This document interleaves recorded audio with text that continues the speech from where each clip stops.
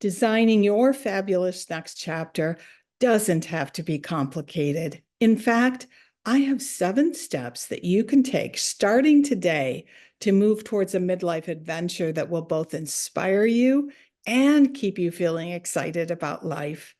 In this video, we've compiled 7 quick videos that correspond with the chapters of my new book, Design Your Fabulous Next Chapter. Watch the videos and then head over to sharriharmel.com to get the free resources and to learn more. If you were to close your eyes and imagine what you'd be doing if you could design a fabulous next chapter for yourself, what would it include? Are there specific activities that you'd see yourself doing? Would you look different? Would you be talking with a whole different kind of confidence than what you currently possess? How would you feel about this next chapter of your life? Well, today's episode is all about letting yourself dream that dream and how to invite yourself to imagine all that you might want in your next chapter. Welcome, everyone, to the Extraordinary Women podcast. This is the podcast for women 50 plus who are ready to talk about everything related to designing and living a fabulous next chapter. I'm your host, Sharri Harmel, and I'm loving today's conversation. And why am I so excited about this topic? Well, at my core, I'm a dreamer, and dreaming is certainly fun, right? So let's dive in. We all dream. Even our furry friends dream. Have you ever wondered what your dog is dreaming about in those blissful naps when they kind of whimper and bark even?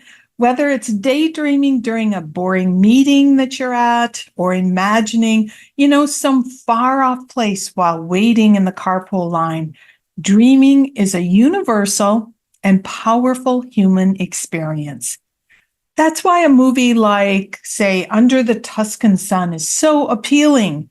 We all feel drawn to Frances, who after a painful divorce gets off that tour bus, buys a home in Italy, where she designs and then lives what looks like an amazing, incredible life in a very beautiful home in Italy.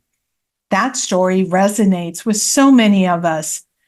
Then there's that crazy, beautiful woman who ends up dancing in the fountain, remember? She inspired us all to question whether we have enough fun in our lives, if we're taking enough risks. It's fascinating, truly fascinating, how storytelling can ignite our imagination and spark the desire for a life very different from the one we are currently living. When you are imagining your next chapter, I want you to go to that same place in your head. Now, this is going to take some work because sometimes dreaming doesn't come easily. And truly, we always start with little dreams, manageable dreams. And if you tell yourself, oh gosh, I don't have any imagination, Sharri, that's impossible, I'm going to disagree with you because we sure can imagine worst case scenarios, can't we? We can find those like that. It's the good ones, the good dreams that sometimes we have to take the time to imagine. Well, when you start any sort of brainstorming, you'll first come up with those very normal, very logical ideas. And that's because your brain will go first to what it knows, the familiar, the comfortable. It doesn't automatically jump to the wild, the audacious, the extraordinary. And you might also hear your brain comment on the likelihood of the success of a dream. So you come up with the idea, something very typical like I'll get myself into better physical shape in 2024. And your brain immediately steps in and it starts yelling back at you, well, you didn't accomplish that before, or it'll be too hard, or you'll have to give up eating all sorts of things that make you happy in the moment. But I want you in this situation to give your brain permission to turn it all off. The judgments, the negativity, the history. all the reasons why that dream may or may not happen. So your first step is to calm down your brain and even trick your brain. And it's highly possible to do that. Call your brainstorming exercise, fun. I'm just having fun.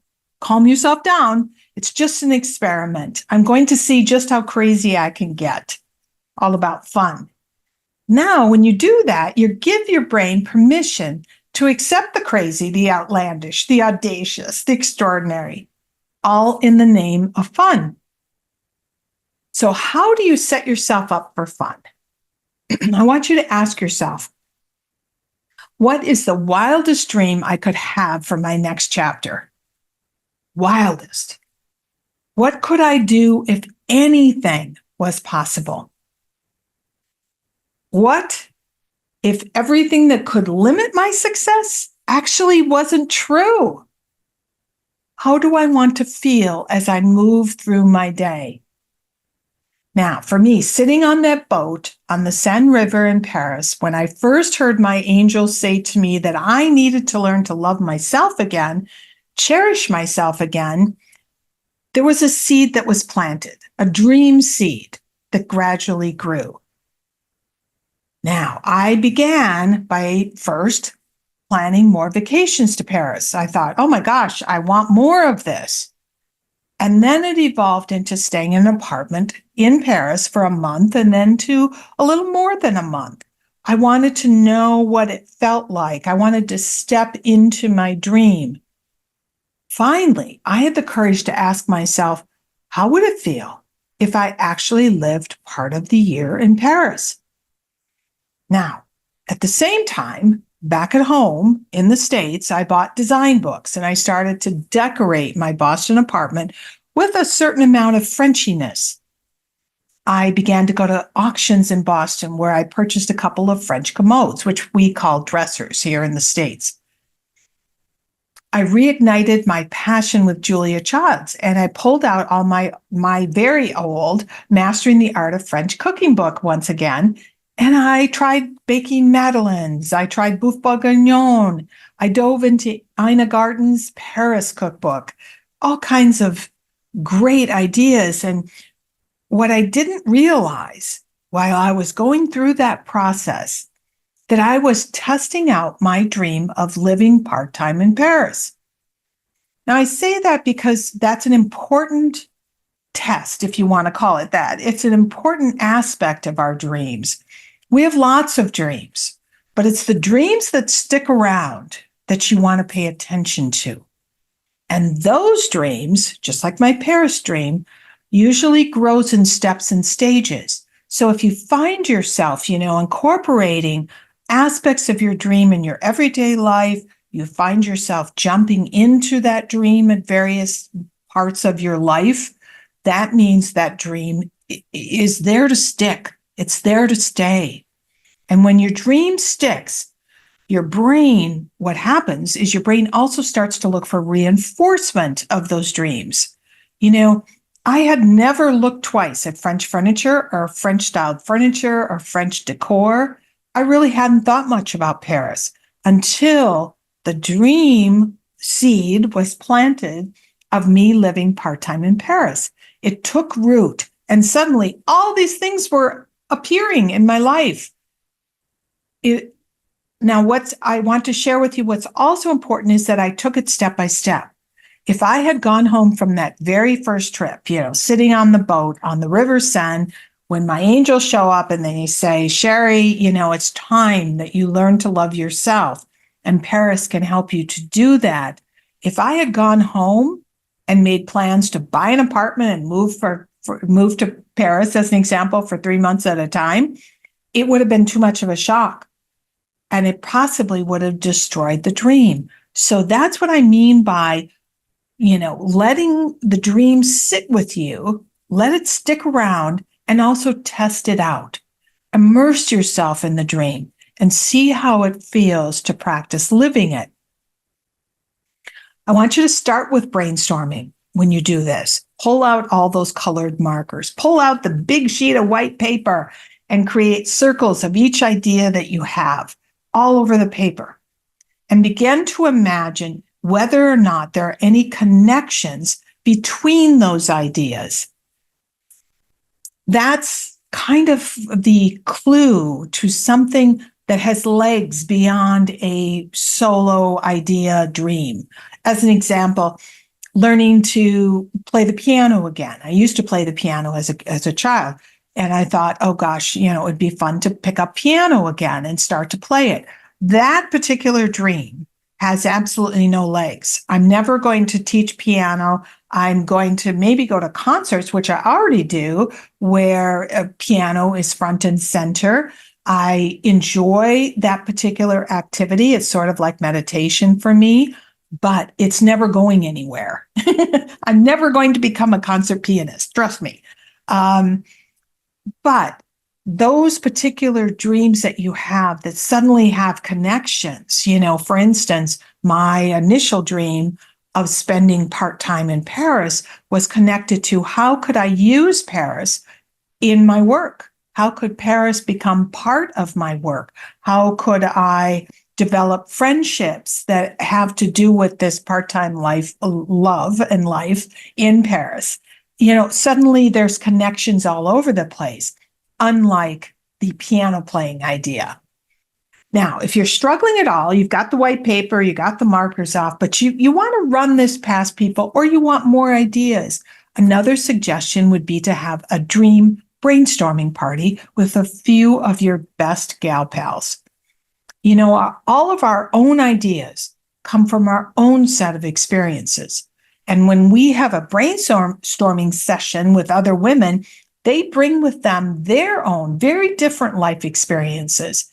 And that means different ideas, different connections between your skills and possibilities, different dreams altogether. So why not host a brainstorming night where you all share your dreams and you get feedback and ideas from the other women that are a part of the group? Now, I started a magazine after numerous conversations with someone who had launched her own magazine 10 years previously. For 3 years, I put out quarterly magazine issues, and then I realized I wanted to write a book. Now, I couldn't have embraced writing a book until I had tackled my magazine idea, honestly. So the magazine idea wasn't necessarily the end goal. It was part of the process. So that's what I mean by connections can lead you from one idea to the next.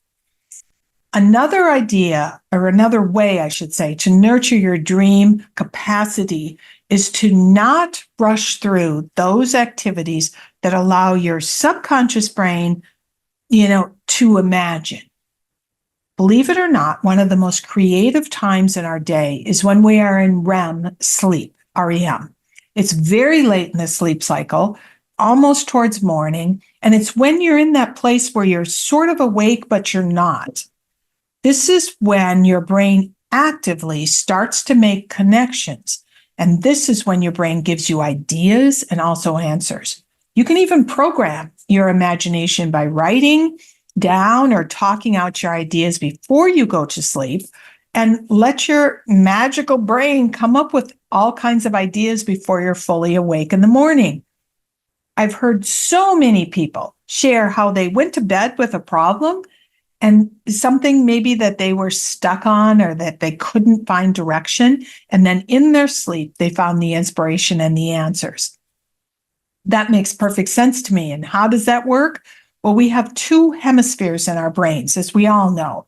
The left hemisphere is logical and analytical. The right hemisphere, our right brain, is our creative brain.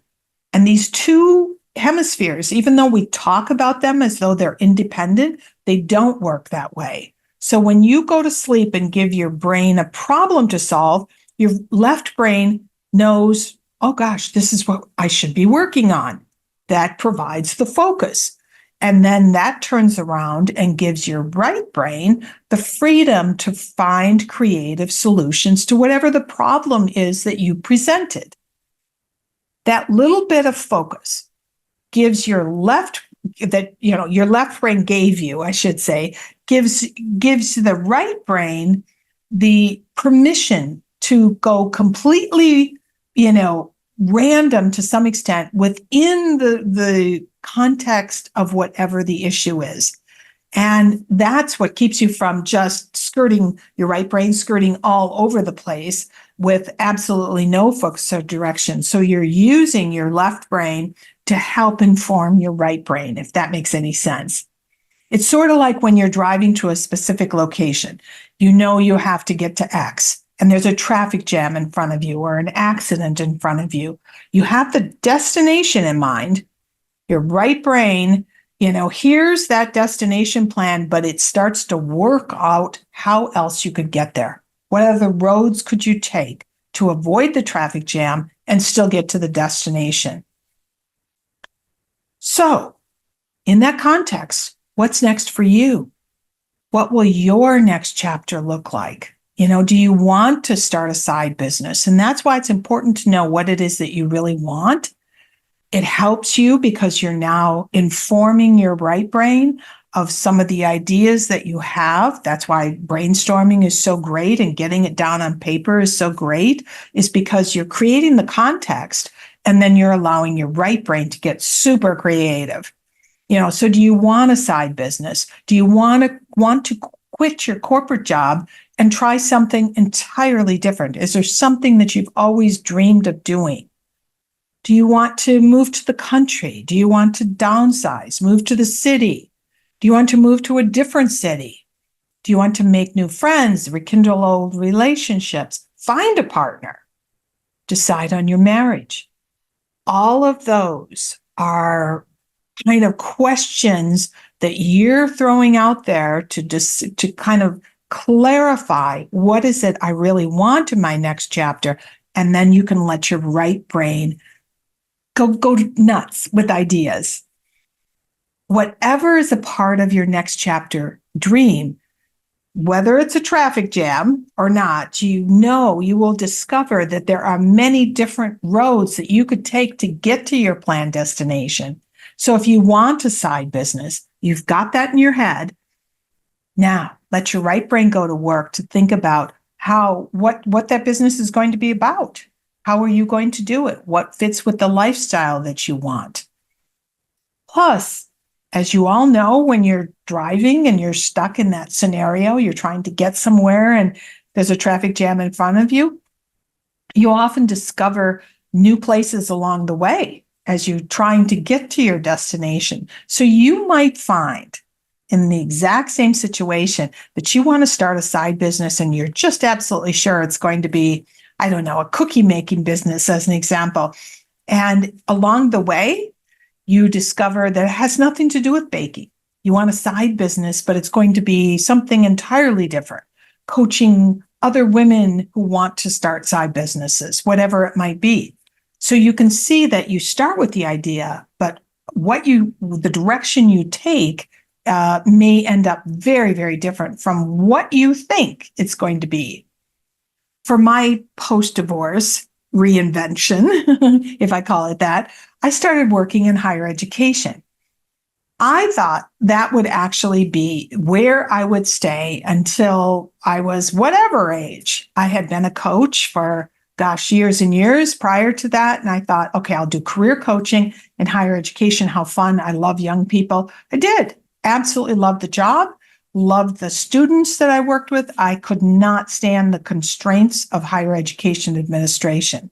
So I left and I pivoted my own career coaching business. Then I started a newsletter. Then I pivoted my coaching to work specifically with women. And then I created a magazine. And now I'm writing a book. Crazy, right? So here's a woman who post-divorce thinks she's going to work in career coaching and higher education, and she's going to do that for 20 years or whatever it might be.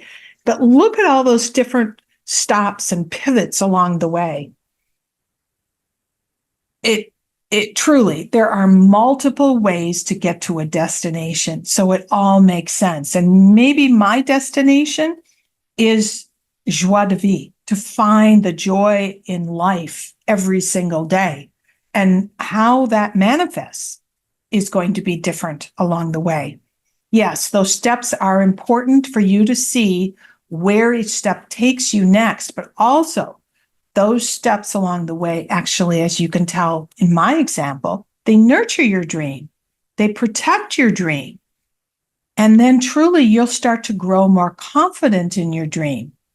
And I share that because if I'm perfectly honest, I've always dreamed of writing a book. Oh my gosh, I can't tell you how many books I've started and stopped. From the time I was a little girl, I made sense of my life by writing in my journals.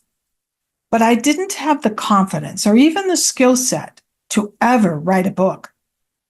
And if I had tried by announcing it to the world that I wanted to write a book or that I was writing a book, I would have been crushed. That dream would have been crushed. So I held that dream pretty close to my chest, and I tried out some different ways to find my voice along the way. As I mentioned, I wrote a newsletter for a while. Then I started writing this podcast. I stepped into my voice. I started to have to create scripts. The magazine, another step for me to empower myself to actually get to the point where I would have the confidence and the skills to actually announce to the world that I'm writing a book. So it's okay to nibble on your dreams at the start. Buy the books, do some informational interviews, step into practicing that dream that you're holding very tightly to your chest. Then when it feels right, share your dream with a good friend. Have a brainstorming night. I always tell my clients to create a dream journal and use it to collect all kinds of ideas around your dream.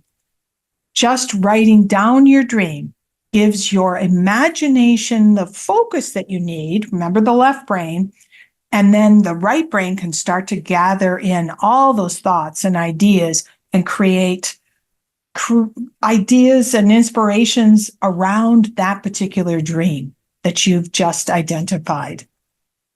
Remember, when we plan a room renovation, we do this all the time, right? Let's say it's our kitchen. I'm in the middle of a renovation. Suddenly we're on Pinterest looking at all sorts of kitchens, right? Articles on the best kitchen renovations will pop up into our consciousness, or even our IG feeds will start to show kitchen renovations. I don't know how that all happens, but it happens.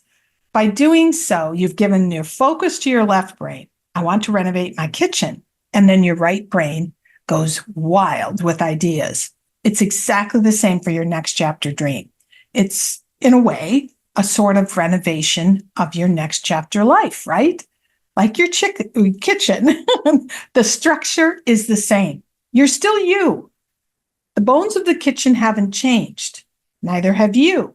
But how you live, how you work, how you love, and how you share in that space, which is what we call our next chapter, might be entirely different. So let yourself dream. Have a brainstorming party. Nurture the fabulous next chapter dream idea that you have, and free your imagination to come up with all sorts of alternative steps that you could take today to try on your next chapter dream. Take care, my friends. A biento.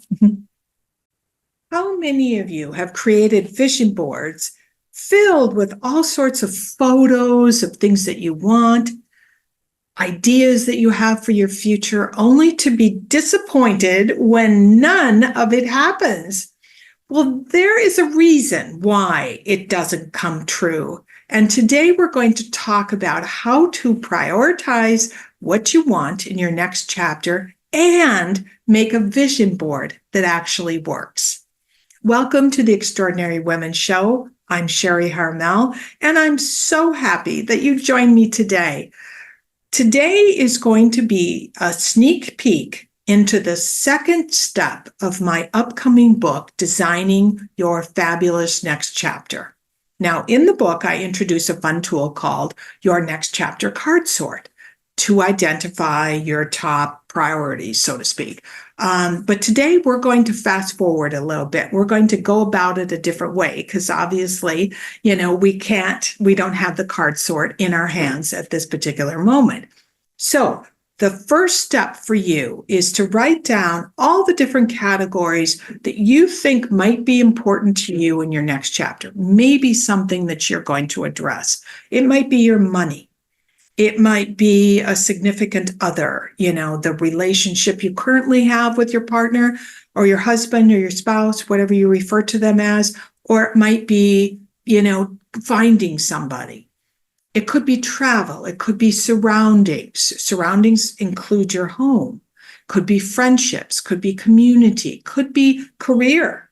Maybe your calling, whatever it is. So write down all the different categories that feel like they're particular areas that you want to work on your next chapter. Now, what's different about this vision board versus any vision board I've ever done before, I started this new process, is that I make access, how do I say it? I make use of a journal prior to ever finding pictures. So get your journal out and take those categories that you just listed out as the categories that are going to be very, very important for you in your next chapter. And I want you to sit down and just describe what each category means to you. For instance, for some people, money might show up on that list, and it might be your relationship with money. It might be that, for me, money may be being sure of how I budget, so that I have extra money to do the things that are so important to me. It might be that you want to learn how to invest your money. You want to manage your 401k or your IRA better. You want to manage whatever income that you have better, and learn more about what the opportunities are, who you could work with. Health and well-being could be another category. For some people, it's all about exercise. For other people, it might be all about eating. It might be a combination of the two. It may also be, self-care.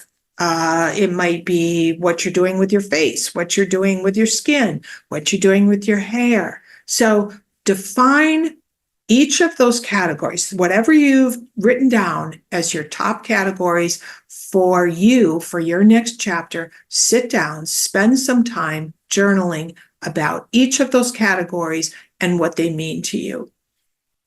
Now, what will happen is that as you've made your list and you define the categories, what will happen is that you will suddenly see that there are probably 2, 3, maybe 4 categories that are a top priority for you. Now, in the book, this will be easier for you because I'll take you through that process. But right now, I just want you to take whatever number you've written down of categories and really step into how you described each of those categories, and then circle your top, at the most, 4. And I say at the most 4 because for a vision board to be successful, we can't have 8 categories, 10 categories on it. It's too disjointed. The brain, and therefore the energy that we attract, doesn't even know where to begin. It's sort of like, having a list. I have to go to the grocery store and make dinner tonight. Oh gosh, I want to buy a new car. Oh gosh, should I redecorate my apartment? Oh my gosh, I better get on social media. You can see it's all too much. And so consequently, your brain can't really find a container to work within what it is that you want. So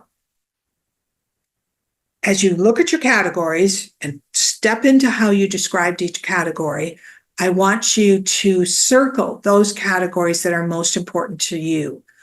As an example, I landed on 4 categories.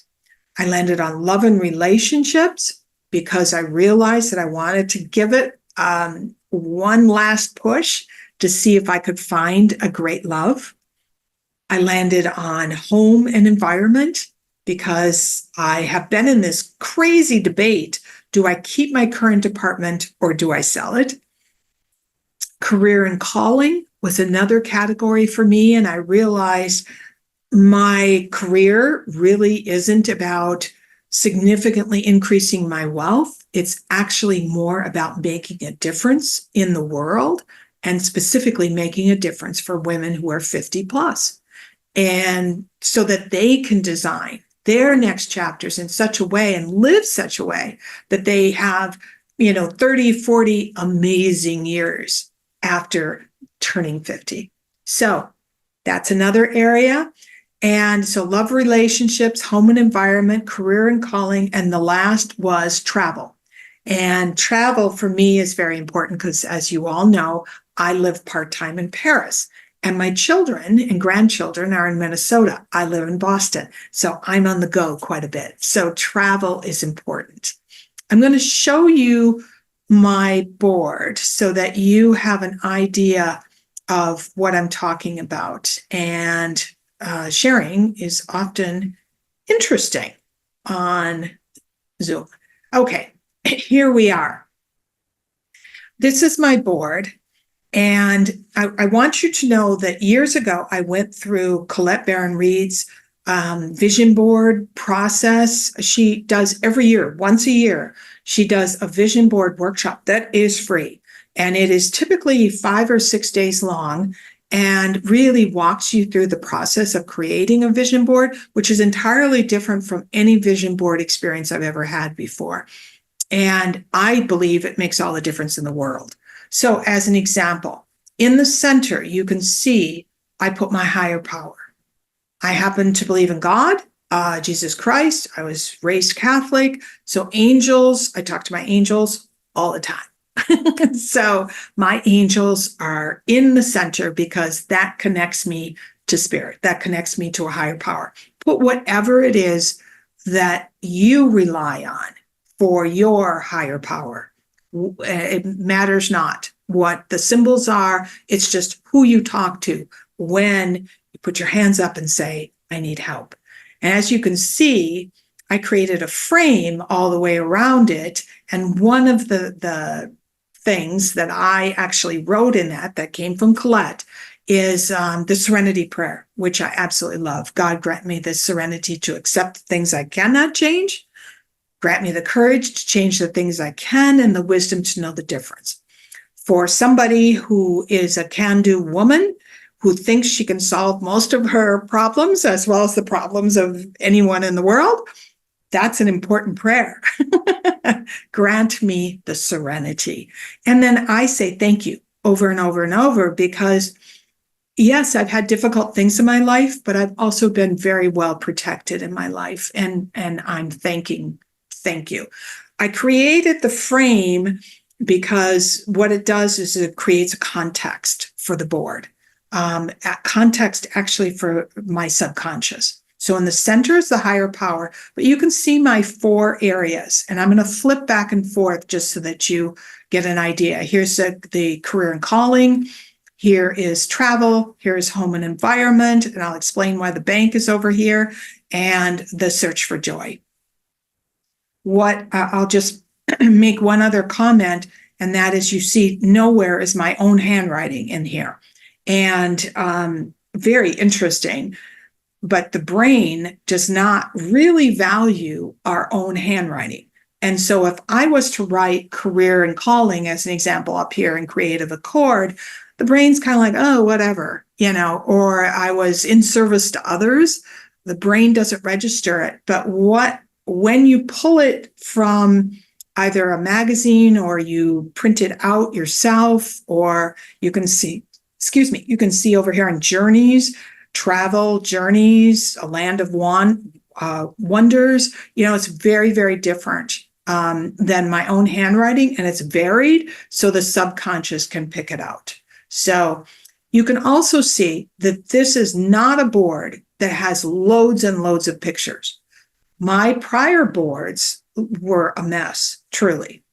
So I'll go back and forth here, but I want you to think about that. So we talked about the higher power in the center, and And I divided the different categories. I have 4 categories. Don't have any more than 4 categories, but you could have 1, you could have 3, just divided up differently, or 2 or 4, whatever it might be that suits you.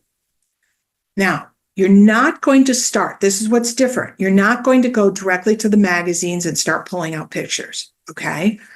It's not going to happen. You're going to use your journal. As I said, you're going to start with your coming up with the categories that are most important for you for your next chapter. And then you're going to circle those categories. After you've defined them, you're going to circle those categories that you feel are your top priority in your next chapter. Next, what you're going to do, excuse me, is take those categories, those top categories. In my case, I had 4. And I want you to really, really connect to the feelings that you want to experience in each of those categories. So you can see I'm not going to pictures right away. I'm going to feelings. So I took those 4, even though you saw my final board, I took those 4 and I started connecting to the feelings that I wanted to have in each of those particular categories. So what's super interesting is that when you identify the feelings that you want, and then you find photographs or visuals of some kind, symbols that actually remind you of those feelings that you want, you actually magnify the possibilities of the vision board. So I'm going to go back to my categories just to help you to see a little bit more about what I mean. Love and relationships. When I got in touch with my feelings in this category, and I was actually shocked that this category came up for me, I realized, though, that it has been 10 years since my divorce. And even though I'd like to find, that special someone, that soulmate, I really only wanted to date right now. I wanted to find out what it was like to date again. I haven't dated in, 35 years, something like 36 years, 37 years, something like that.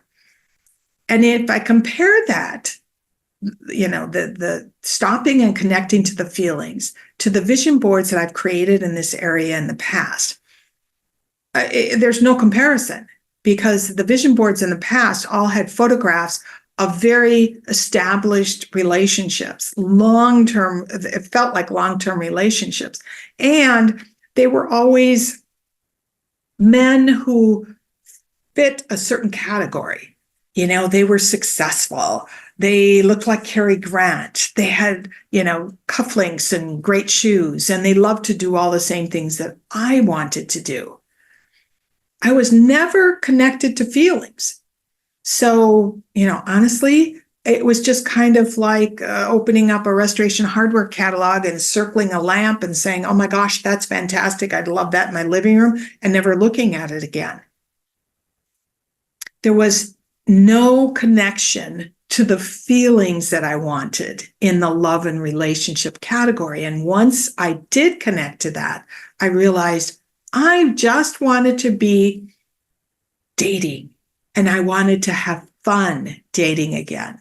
And what did that mean to me? Dating. How did I want to feel when I dated? It's that I want to feel attractive again. I want to feel interesting again. I want to engage with a man in a conversation again, that kind of fun banter back and forth. I even wanted to learn to flirt again. Again, I haven't flirted in 36, 37 years with anyone other than my former husband. Some of you might feel the same way. You might even be married and have forgotten how to flirt. So I want you to think about that. So once I connected to the feelings, I realized all I wanted to do was go out for dinner and have nice conversations, nothing more.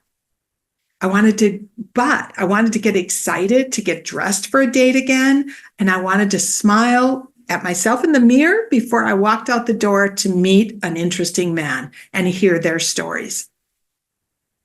So I had to let go and I realized that my list of what I wanted was, a silly list, actually.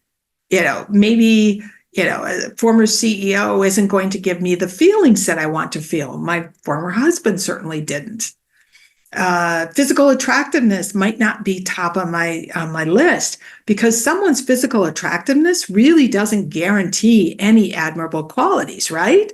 So you can see that as I connected to the feelings I wanted, suddenly all these qualifications that I had, absolutely, this is the kind of man I want, actually kind of went out the window. Maybe the men didn't have to like everything that I like. Maybe someone said, let's go to the X restaurant, which is a restaurant I've never been to, a type of food I've never eaten. I suddenly realized I wanted to have those kinds of new experiences. And last, when I connected to the feelings that I wanted in this particular category, I realized love and relationships, what trumped absolutely everything, the looks, the career success, achievement, love of travel, etc., was that the man had to have done his work. None of us are young, and anyone we date or that we're in a relationship with has a past. So do we, right? But we and them have to have done our work in order to be capable of having a loving, equal, fun, and caring relationship. Otherwise, what they do is they drag, and I'm looking behind me because it's like something you drag with you. It's like this big U-Haul of issues that the man will bring into every relationship he has, even if it's a date. Before COVID hit, I went on 3 dates in Minnesota. Long story. First one was a distant relative. That's a whole nother conversation. The second one lived with his mother and complained about his ex-wife the entire time. The third one was lovely, but he talked about his wonderful wife the entire 2 hours of aperitif and glass of wine. His former wife had passed away, and she was obviously a great gal. He wasn't ready.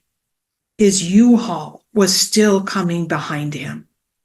Not one of those men were capable or ready for a relationship because they hadn't done their work. So I recognized doing that exercise in my journal of the feelings that I wanted in love and relationships wasn't that I needed to find, my soulmate. It's that I wanted to date. And it got into what kinds of feelings did I want to have in that particular dating experience. Let's use a different category. I want to sell my condo, or I should say I have been belaboring whether or not I should sell my condo for I've owned it now for 6 months. And I say I'm belaboring it because the condo needs a complete renovation. When I walked in here, I fell in love with the building, fell in love with the location. And I thought, yes, I want to do this. But I've lived in the condo, gotten bids, met with contractors. I've even gone to the design center to look at products and all of that. And I realized that I wasn't totally sure I wanted to do a renovation. So I've been in this place of, do I sell? Do I not? Do I sell? Let's get some more bids, et cetera, et cetera, et cetera.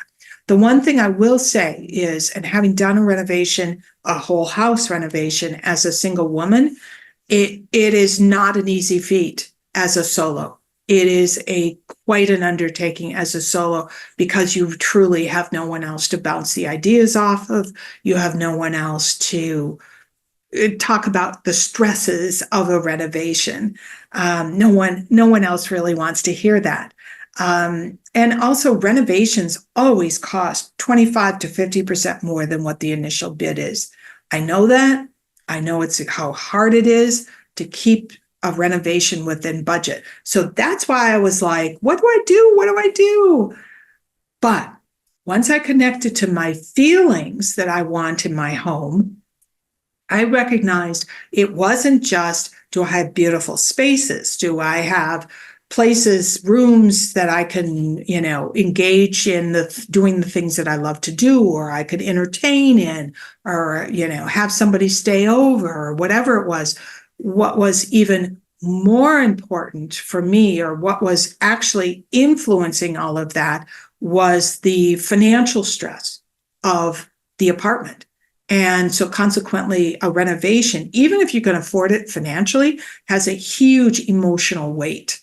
And the question all of a sudden, when I did the exercise of connecting into the feelings that I wanted in my home environment, I recognized that I felt too unstable in doing a renovation of my own. And so doing the feelings portion prior to ever creating the vision board actually helped me to make a decision about whether or not I wanted to sell my apartment. And then the next step is, what kind of an apartment do you want, Sharri? What is it all about? I'm going to flip back over into the my particular vision board, just so that you can see what I'm talking about. In those two different sections, I think it will be helpful for you. So as an example, what a mess I got here, huh? Here is the dating section, love and relationships. And you could see none of my words, but it really is about the search for joy now and forever. And that doesn't necessarily mean marriage to me. It means commitment. Abiento means see you soon. Two for the road. I thought that was so fun. Dating is fun, and begin your own tradition was important to me, because I don't know truly that I want to get married again. So that was the dating section. You could see it's rather clean. And then here is the home and environment section. And you could see the bank shows up in the middle, and it's protected, respected. And that is respect and protect your money, Sharri. So they intersect for me. They may not for you, but for me, they do. I wanted peacefulness. I wanted, you could see this is a lovely place where I'd love to sit and read a book, but I have to think about, how can I create multi-purpose spaces, if that makes any sense.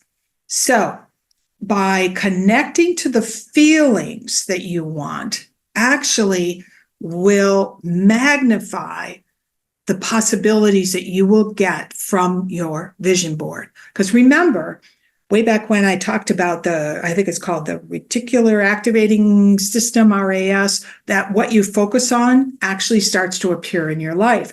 So if you're connecting to the feelings that you have, that you want in those particular categories, there is something for you to focus on rather than just stuff, if you want to call it that. So before you pull up photos, let's just review it real quickly. Before you pull out any photos, you're going to go through your categories, you're going to define your categories, and you're going to circle your top maximum 4 that are going to go on your vision board.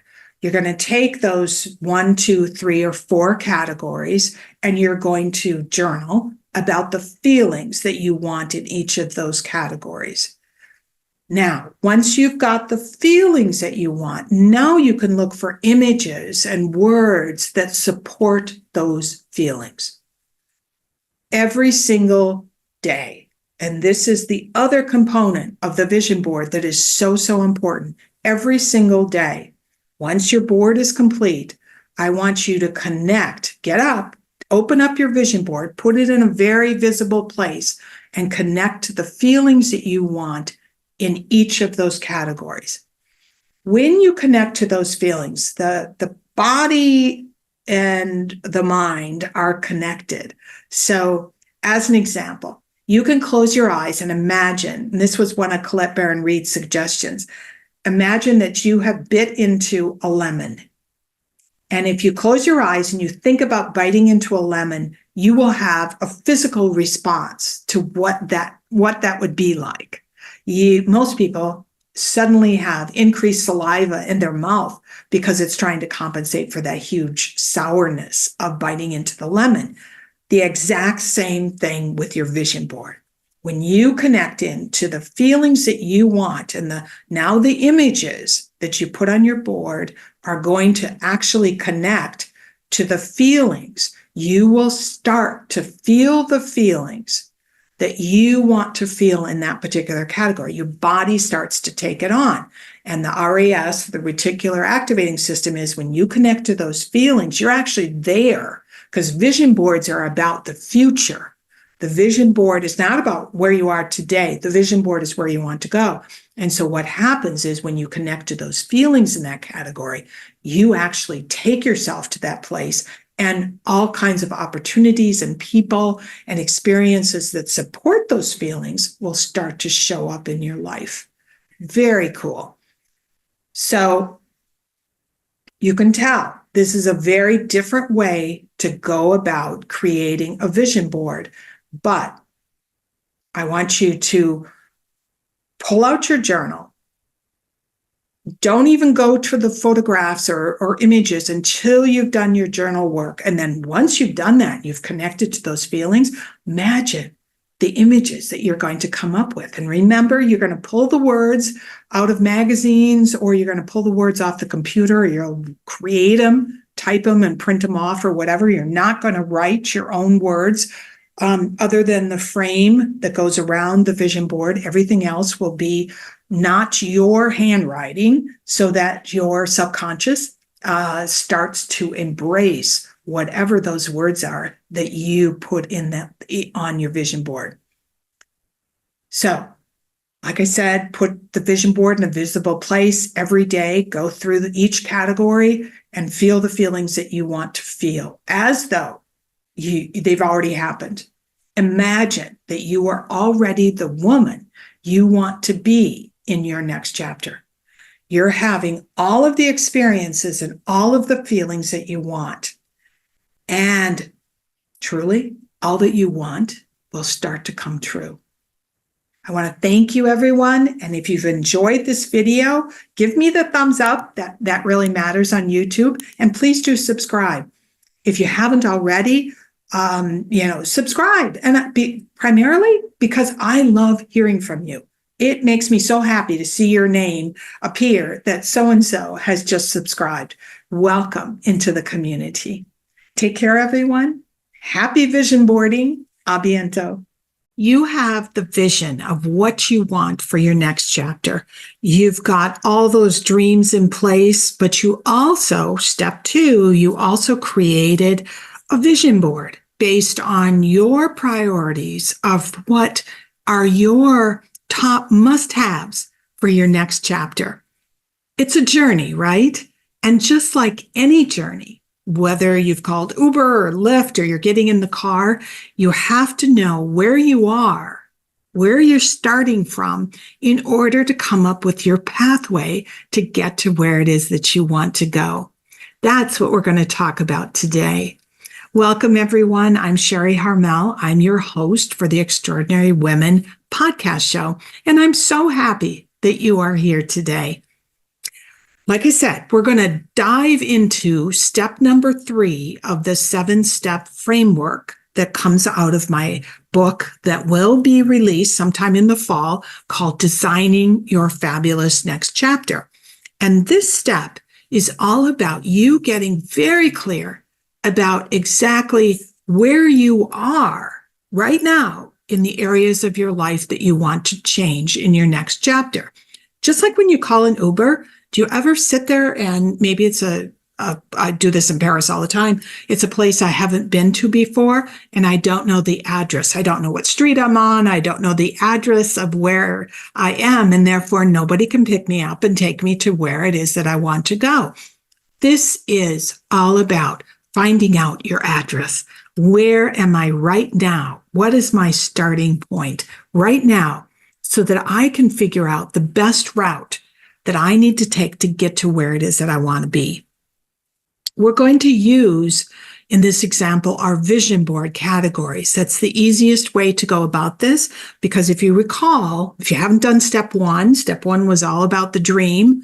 Step two was about prioritizing the dream so that you have an understanding of what are my top categories, if I want to call it that, and that I want to create in my next chapter. And then in step two, we all created vision boards that really identified what those top categories, those top priorities that we have and we want in our next chapter.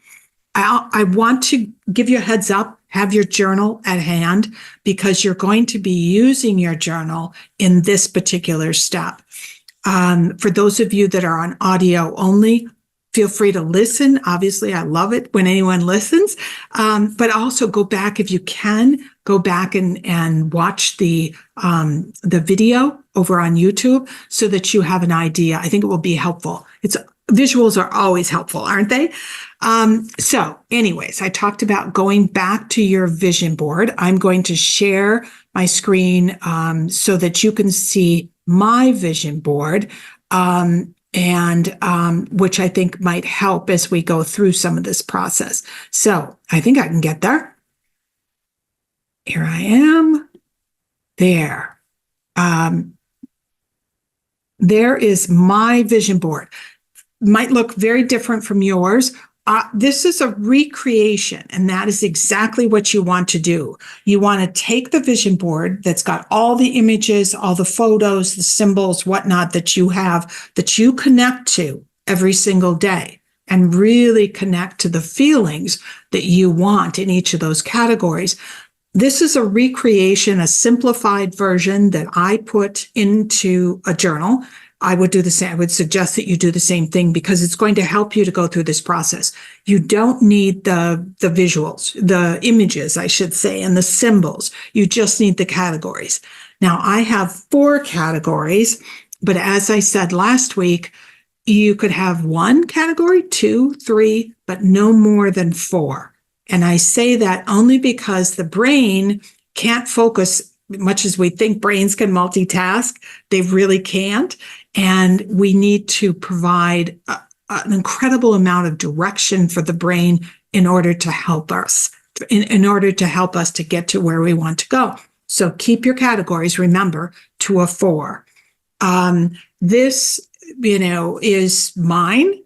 I remember how I want to feel in each of those categories.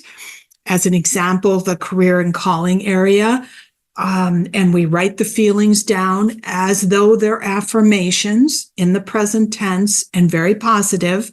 I'm promoting my upcoming book on LinkedIn. I just use that as well as other social media platforms. I'm fit enough to travel, and I share that because that's going to bring up an additional piece of information for you at the end of this podcast. I have a growing list of readers. Might be doing individual coaching or group coaching.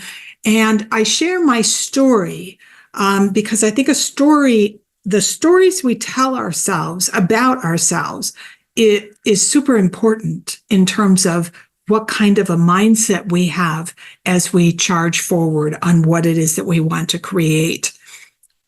My story is that I'm making a difference for women who are 50 years old and more, 50 plus, design and create amazing next chapters that, are fulfilling, that are purpose-filled. And that's truly about paying it forward, having value, feeling valuable as we move into that next chapter of our lives. So what you're going to do is you're going to create, as I mentioned, recreate your vision board into your journal. Then, just to remind yourself, take each one of your categories and create a page in your journal for each of your categories. You're going to rewrite in your affirmations or the feelings that you desire. And remember, those feelings were what caused you to pull certain images that are in your vision board. So it's all feeling based. Now, the next step is to say, okay, this is what I want, right? This is absolutely what I want. But where am I right now? Now you can see my 4 categories. I want them all to be 10s, right? But I actually sat down and gave myself a current rating in each one of these 4 categories. You can see career calling. I want it to be a 10. That's obvious. But I gave it a rating of a 5. Dating and love, I gave a rating of a 1. Home, I gave a 6. And travel, I gave an 8. And you might be wondering, where in the world do those numbers come from? And that's what this particular step is all about. I took the affirmations, so on the page where you've got the category at the top in your journal and you've got your positive affirmations, all the things, the dreams, the visions that you want, the feelings that you want for that particular category. Now I did the flip side, and that's what's in blue, where I actually had to talk to myself about what I am doing in this category, where I am right in this moment. And you can see that it requires honesty. It requires honesty, truthfulness, even details, because you could turn around and say, oh gosh, in the career calling area, I'm a 5. I want to be a 10, but I'm just a 5. And that might just be because let's make something up. Social media hasn't found me yet, as an example, which is kind of a cop-out, right? It's a total cop-out. You have to get into the details in terms of understanding what is currently going on so that you can create a plan going forward. Because if I just do a blanket, oh, social media hasn't found me, I have no idea where to go with that, right? I have no idea what to do next. So the details are what's going to provide you the information to come up with a plan, come up with a way to get from where you are to where you want to go.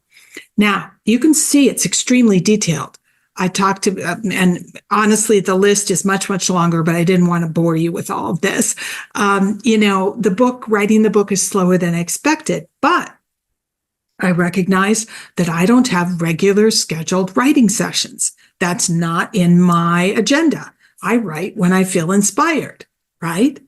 I really haven't totally figured out how to post in various social media platforms, LinkedIn as an example.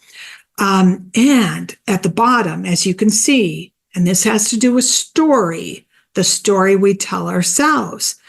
I admitted that I need to work on my mindset because imposter syndrome is huge. Why should I write a book? Nobody's interested in my book. I'm not a writer. And that story is not very positive, right? In contrast to how I want to feel, which is very positive and very kind of strong and empowered and yet giving. The story of where I really am at this particular moment is not positive. And what I always find so interesting is that the stories we tell ourselves are the things that stop us often and stop us from contributing in the world in the way of which that we really envision ourselves, contributing, giving. So by getting stuck on imposter syndrome and being negative, I actually can't pay it forward. I actually can't make a difference out in the world, which is something that matters with me. So I'm going to show you one more just to give you an idea. And I share this because my vision board, this process, I should say, actually helped me to make a decision. So in the home category, as an example, which is one of my top categories on my vision board, I've been in this dilemma for 6 months, believe it or not, of do I put my current apartment on the market and buy an apartment I love? I love this apartment too, but this apartment that I love, or do I do the renovation on this current apartment? And so really the difference is the time, energy, money, all of that associated with doing a renovation, or do I go into a situation where everything is already done? So I belabored that particular decision over and over and over. I connected, when I did the vision board, I connected to the feelings that I wanted, and that safety and security is very, very important to me, especially as a solo. Money, we handle all our money if we're a solo, and therefore that matters, but also time. So I have this dream of the book. So what I started to realize when I did the feelings that I currently have, and you can see them all there, that renovation just felt incredibly stressful. So by going through this particular process, even in a decision that was in one of my categories, helped me to identify what it is that I really wanted. Because if you take a category and let's say you have two directions you could go, and my example is kind of easy because it's, do I stay or do I move? And that is a part of the larger category of having entertaining spaces and can invite my friends in and surrounded by beautiful things. There was a decision that had to be made before I could get to the final destination. And this particular process helped me to make the decision. So I encourage you to not only take the categories that, to take the categories that you currently have on your vision board and write down, talk to yourself if you need to, how you want to feel. And then it can also help you to make decisions that you might have to make along the way as to whether or not those decisions fit with what it is you envision for your next chapter.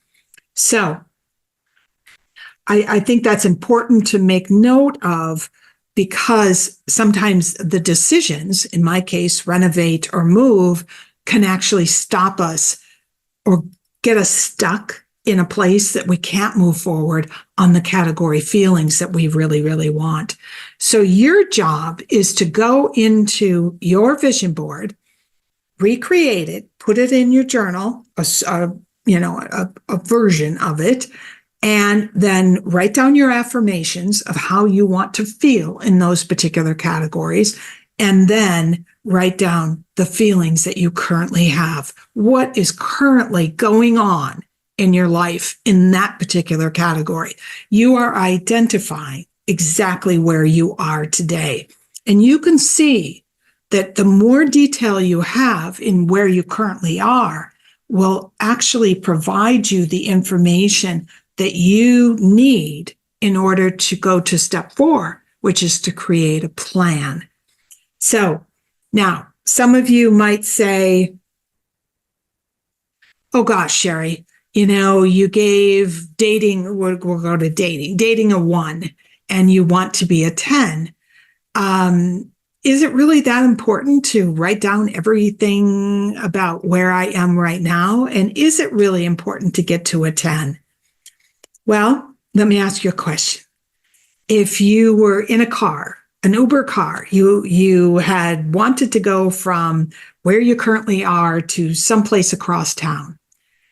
If the driver stopped halfway and said, ma'am, this is as far as I'm going, you have to get out here, imagine how you would feel. I can really clearly see myself frustrated. I can see myself, angry. I can see myself afraid because I don't know where I am. I can see myself just depressed, resigned. Oh my God, now I'm going to have to figure out how to get to where it is that I want to go, or I'm just going to give up.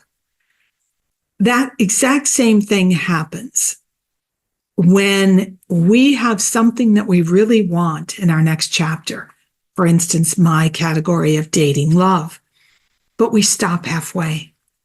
We stop halfway because we didn't do this process, this framework to get to where it is that you want to go. And none of us want to get halfway in whatever amount of time we have left on our journey and say, that was enough. Okay. So the more details that you can get to in where you are right now will help you in the next step to create a plan. Now, there's a lot of you who might be saying, as I did, but when I went through my card sort, or I kind of wrote down all of my priorities, I had more things that I didn't put on my vision board because they weren't my top 4, but they matter to me. And I'm going to lay out a few of them. These might be things like money, because money impacts, obviously, other things on the other side, those 4 things that are important to you, or 3 or 2, whatever it might be. Might be wellness. You might pull exercise out separate. You might have particular hobbies, new hobbies that you want to explore. And you can, because remember, your vision board that's in your journal is an abbreviated version of the big vision board. You can kind of explore some of those categories if you so wish. I just made some up here. Exercise, I gave a 1. Wellness, I gave a 4. I kind of categorized those differently. Money, I gave an 8 as an example.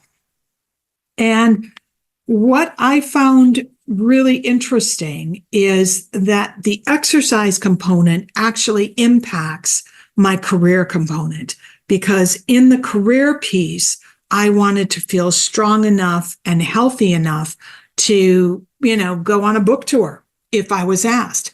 And therefore, I need to be fit enough to do it. And therefore, exercise is going to be a subcategory that I pay attention to as I create my plan going forward. And we're going to start to get into the plan in the next step.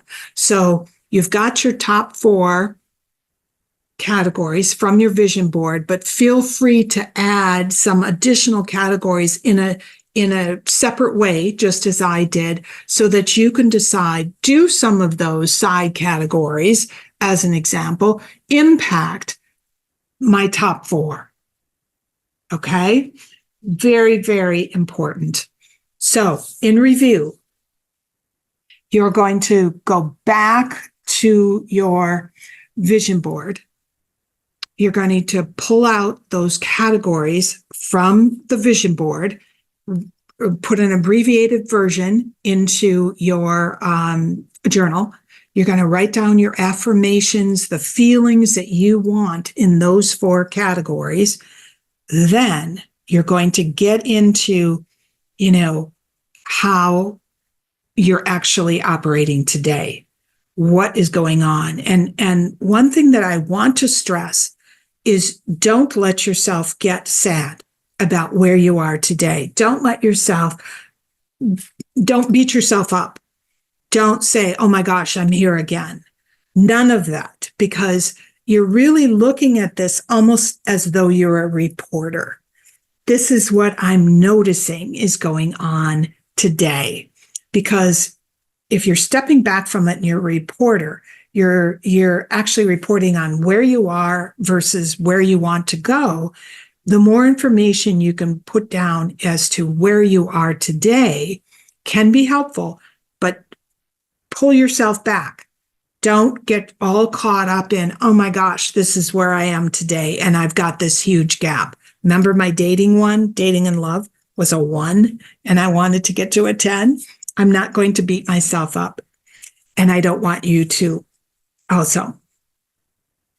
If you start to feel like, as you go through this process, that you're feeling anxious, or you're getting depressed, or you're getting sad about where you are now, go back and look at your vision board, the big one, and let yourself connect really to the feelings that you want in those particular categories. Step into those feelings. Imagine that you are that woman. You are experiencing the next chapter that she has created. Pretty fantastic. Once you do that, you will start to feel elevated once again and ready to charge forward. Remember, we have to figure out where we are to figure out where it is? How are we going to get to where it is that we want to go? I want to thank everyone for joining me today.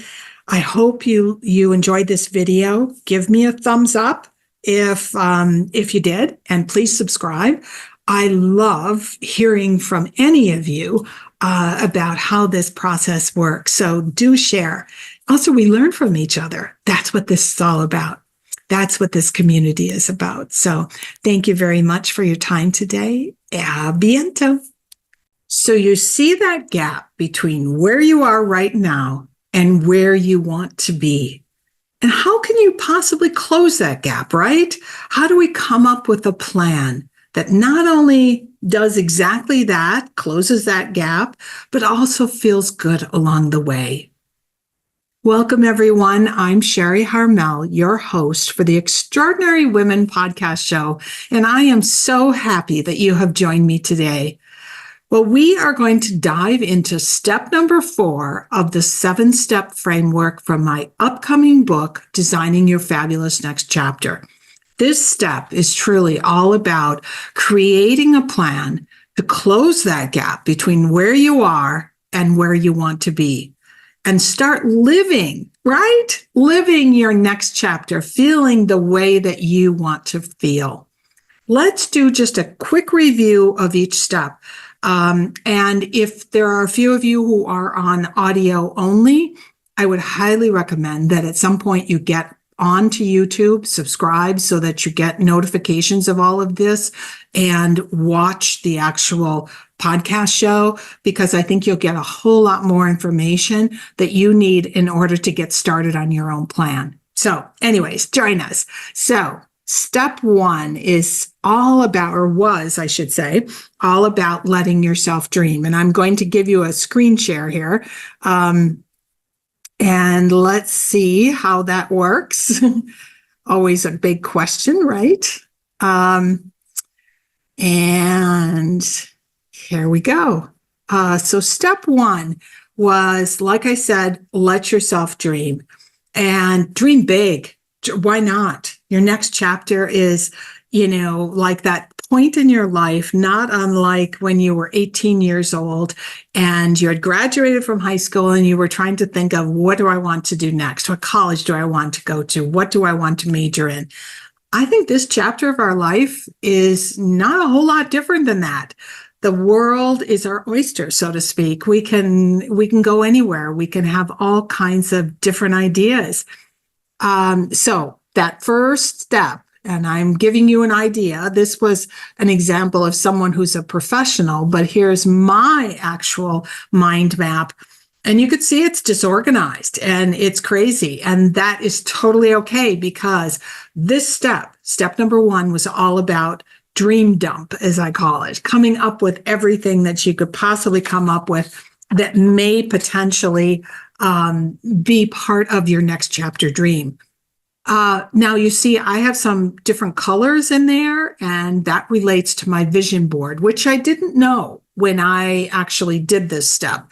So in step number 2, you get to the point where you're starting to prioritize everything you came up with, that dream dump, everything that you came up in that particular step. Now, step number 2 is, what's important to me? What's my list of priorities?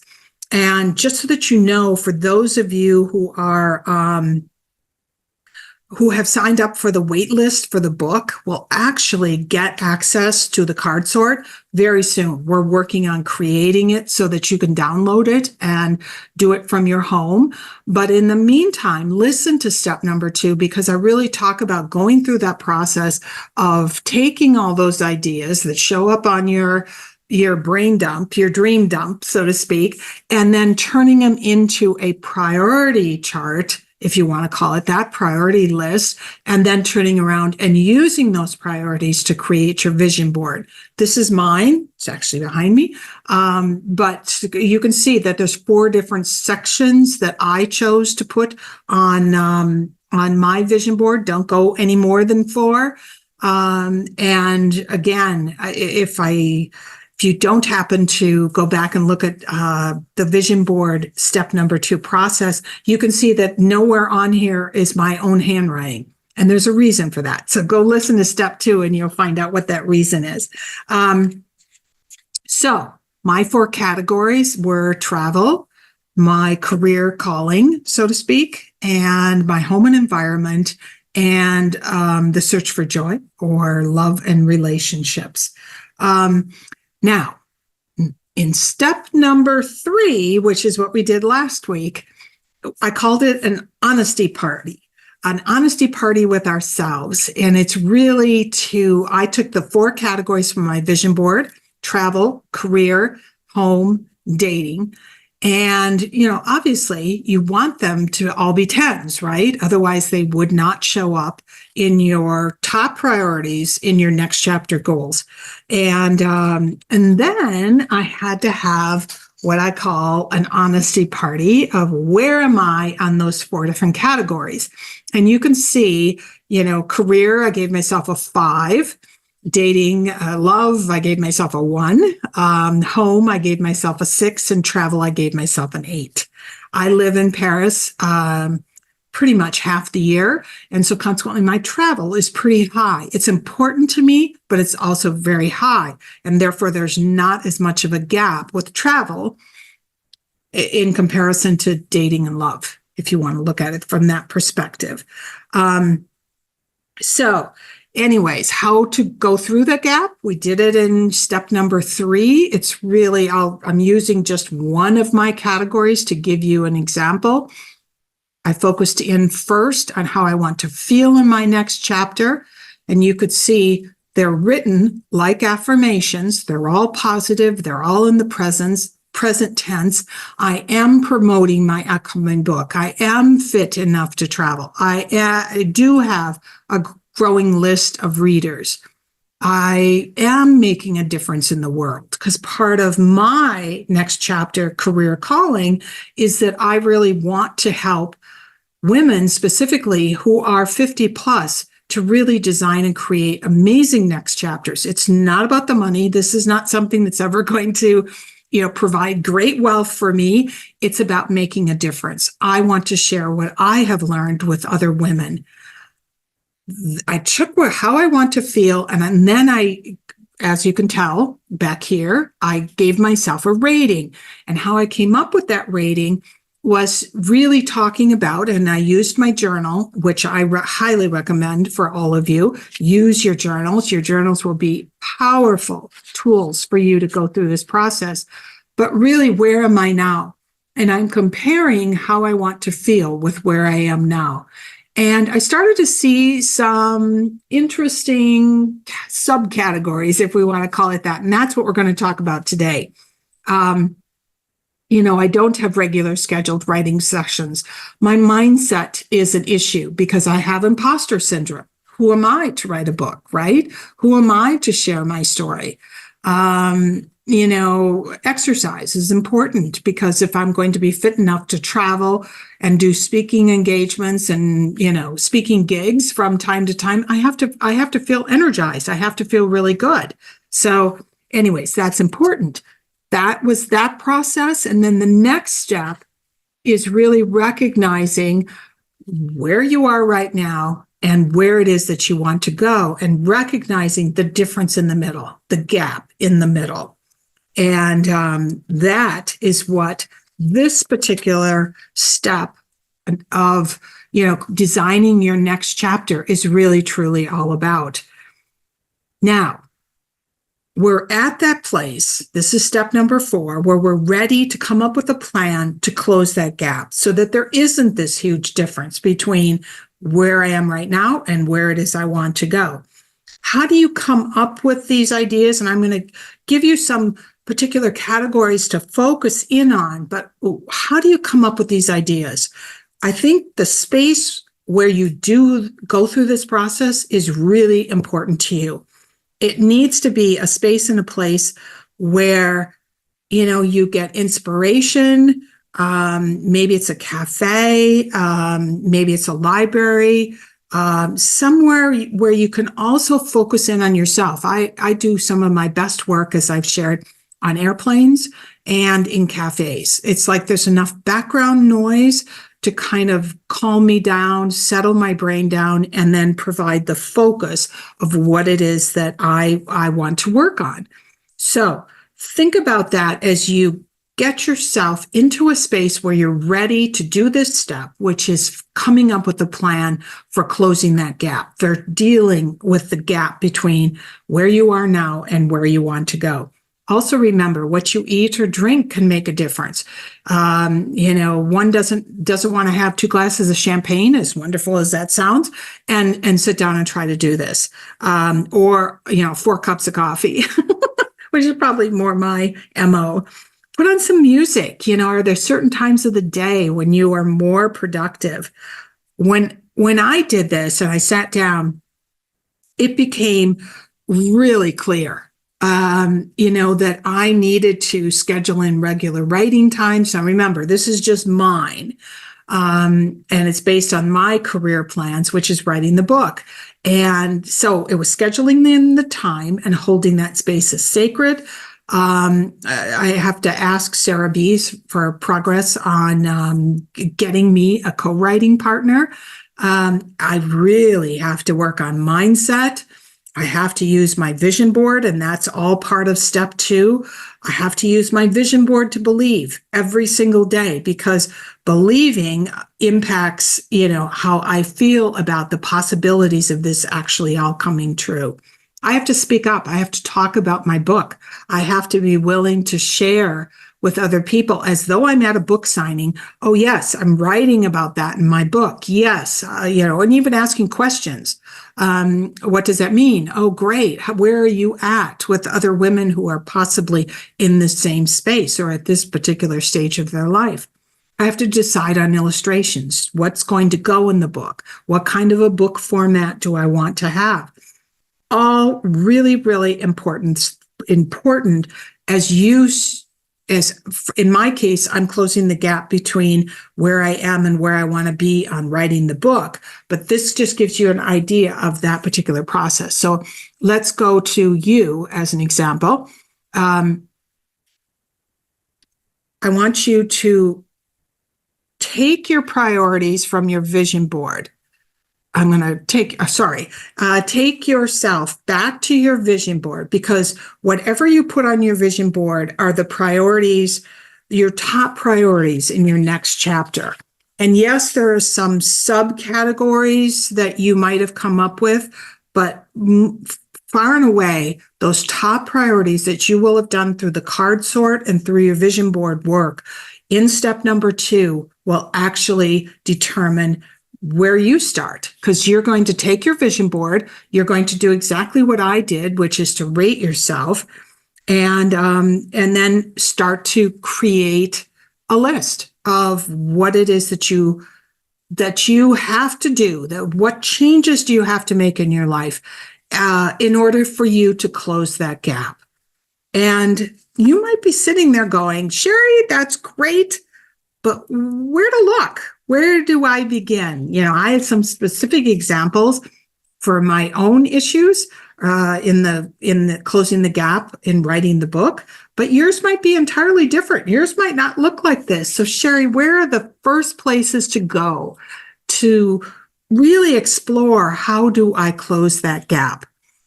The number 1 place for you to look is your habits. Truly, our habits are everything. And I swear to God, I can get a bad habit in a weekend. A good habit might take that 30 days that they talk about, but a bad habit, I got that. I'm a quick learner, so to speak, in the bad habit world. But our habits determine how we live our lives. Our habits determine, our schedule, our daily schedule. So I want you to look at your own schedule. Where do I spend my time?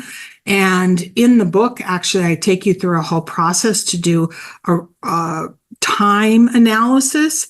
we've all done food logs. We might have done money logs and that sort of thing in order to really identify where we're spending our money, or, what we're eating that's causing whatever it is that we're trying to solve.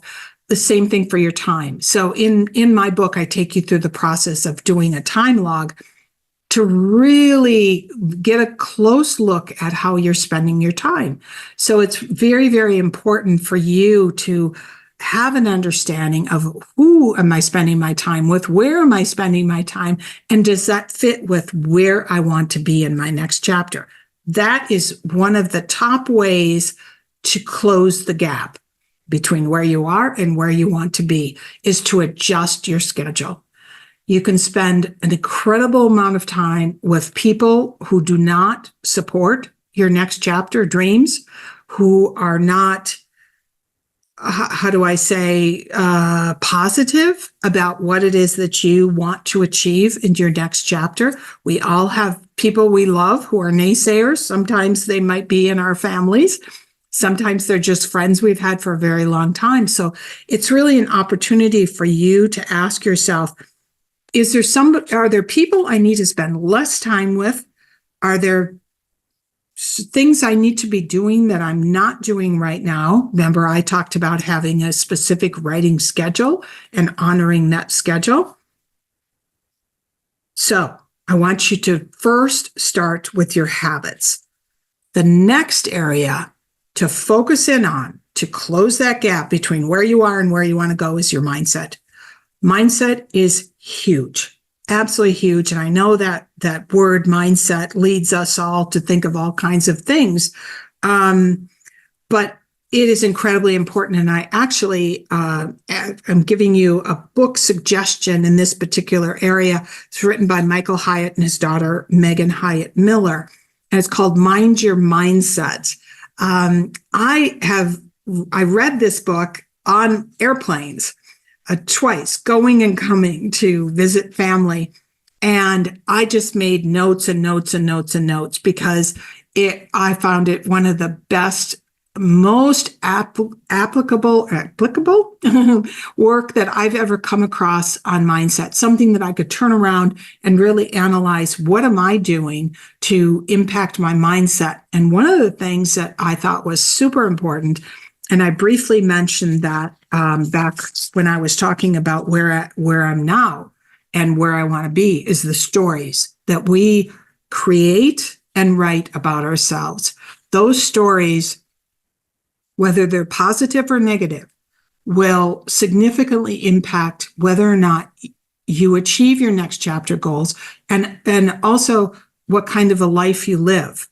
Often the stories that we tell ourselves are negative.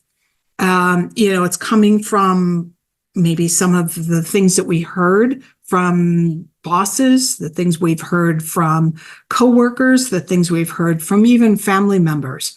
Those stories or those comments hang around in our heads, and suddenly we create a story around those comments.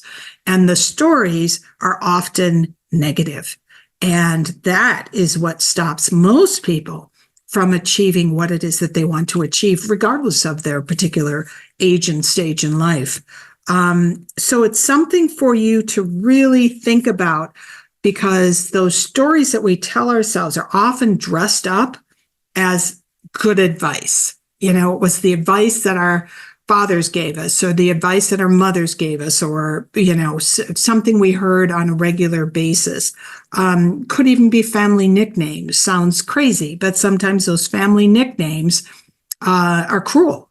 And so Mind Your Mindset, the book, really talked about, it's not the only thing they talked about, but there's a significant section in the book about the stories that we have created from our memories. And there's now conclusive evidence that our memories are not perfect. We actually often will remember and rewrite our past. And often that is what is part of the story we tell ourselves that creates roadblocks for ourselves, real speed bumps, if you want to call it, moving forward. You have to take, if you go through this book, like I said, I highly recommend it. And I would love to have Michael or Megan be on one of these podcasts to talk about this. But you have to, when you read the book, take the time. Read the book when it's quiet and you really have the time to connect to your feelings as you're going through this, because we all have that, I think most of us are the same. We've accomplished a lot. We've had a lot of experiences in our life where we think, oh gosh, I can do that. That phrase, I've got this, is a perfect example. We can get through anything, but the stories are still running in the background. And it's time to expose those stories, to open up those stories and rewrite them, because we wrote them. They're not reality. They're fiction, many of them. And therefore we can rewrite those stories. And that's another area to really look when you're trying to identify, where am I now? And how do I need to change in order to get to where it is that I want to go? You could see, I put the book there, but I also put Paris, because sometimes places allow us to go to that place of seeing possibilities, whereas other places don't. Paris, for me, as I always shared, was a place of healing, and certainly was a place where I think that I learned how to create my next chapter. Paris enveloped me in love and support. And find your Paris, whatever that might be. It might just be a room in your house. It might be in your garden, but find that place that supports you so that you can connect into those stories that you've told yourself that are not empowering stories, that are actually sabotaging your next chapter dreams. I say read because I read an awful lot. This is just one book on mindset that I'm sharing with you. It's one of my favorites, but read whatever you can, because what reading does is it allows us to step into new ideas, new ways of thinking, new ways of being. And that is all positive as you are in the process of creating your next chapter. So habits, mindset, and the next one is just deal with the difficult. This is not going to be easy peasy. It really isn't. I was a direct coach in all my years of coaching. I was not someone that just said, write down some affirmations, say those things to yourself every day and your life will change. I don't think that's true. I think we have to recognize this is not going to be easy. Changing habits is not easy, and therefore acknowledge it. And by acknowledging it, now suddenly I can do it. Yes, this is hard, rather than saying to yourself, oh gosh, I can't believe you're struggling with this. It should be easier. Except, yes, this is hard. Sometimes it's one day at a time. Sometimes it's one no at a time, so that you can focus in on what it is that you want to accomplish. Asking for help is hard. Many of us are, like I said, women who have gotten an awful lot done in our lives. And if there's any men that are listening to this call, you might feel exactly the same way.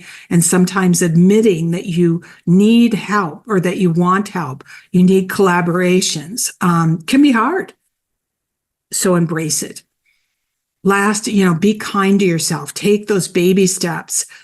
Celebrate those baby steps. Just don't give up. That's a little girl who's learning how to do steps, going up literal steps, right? Babies learning to walk. They don't give up. They just keep getting up and keep trying.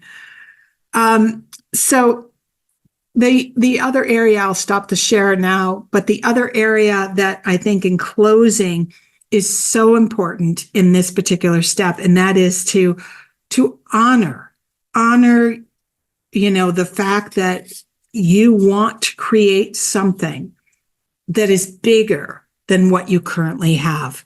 And there's nothing wrong with acknowledging that's something that I want. That's absolutely something that I want to accomplish in my next chapter. I'm not willing to, just move to Florida and sit with an umbrella drink all afternoon and go to an early dinner. I want to accomplish something more.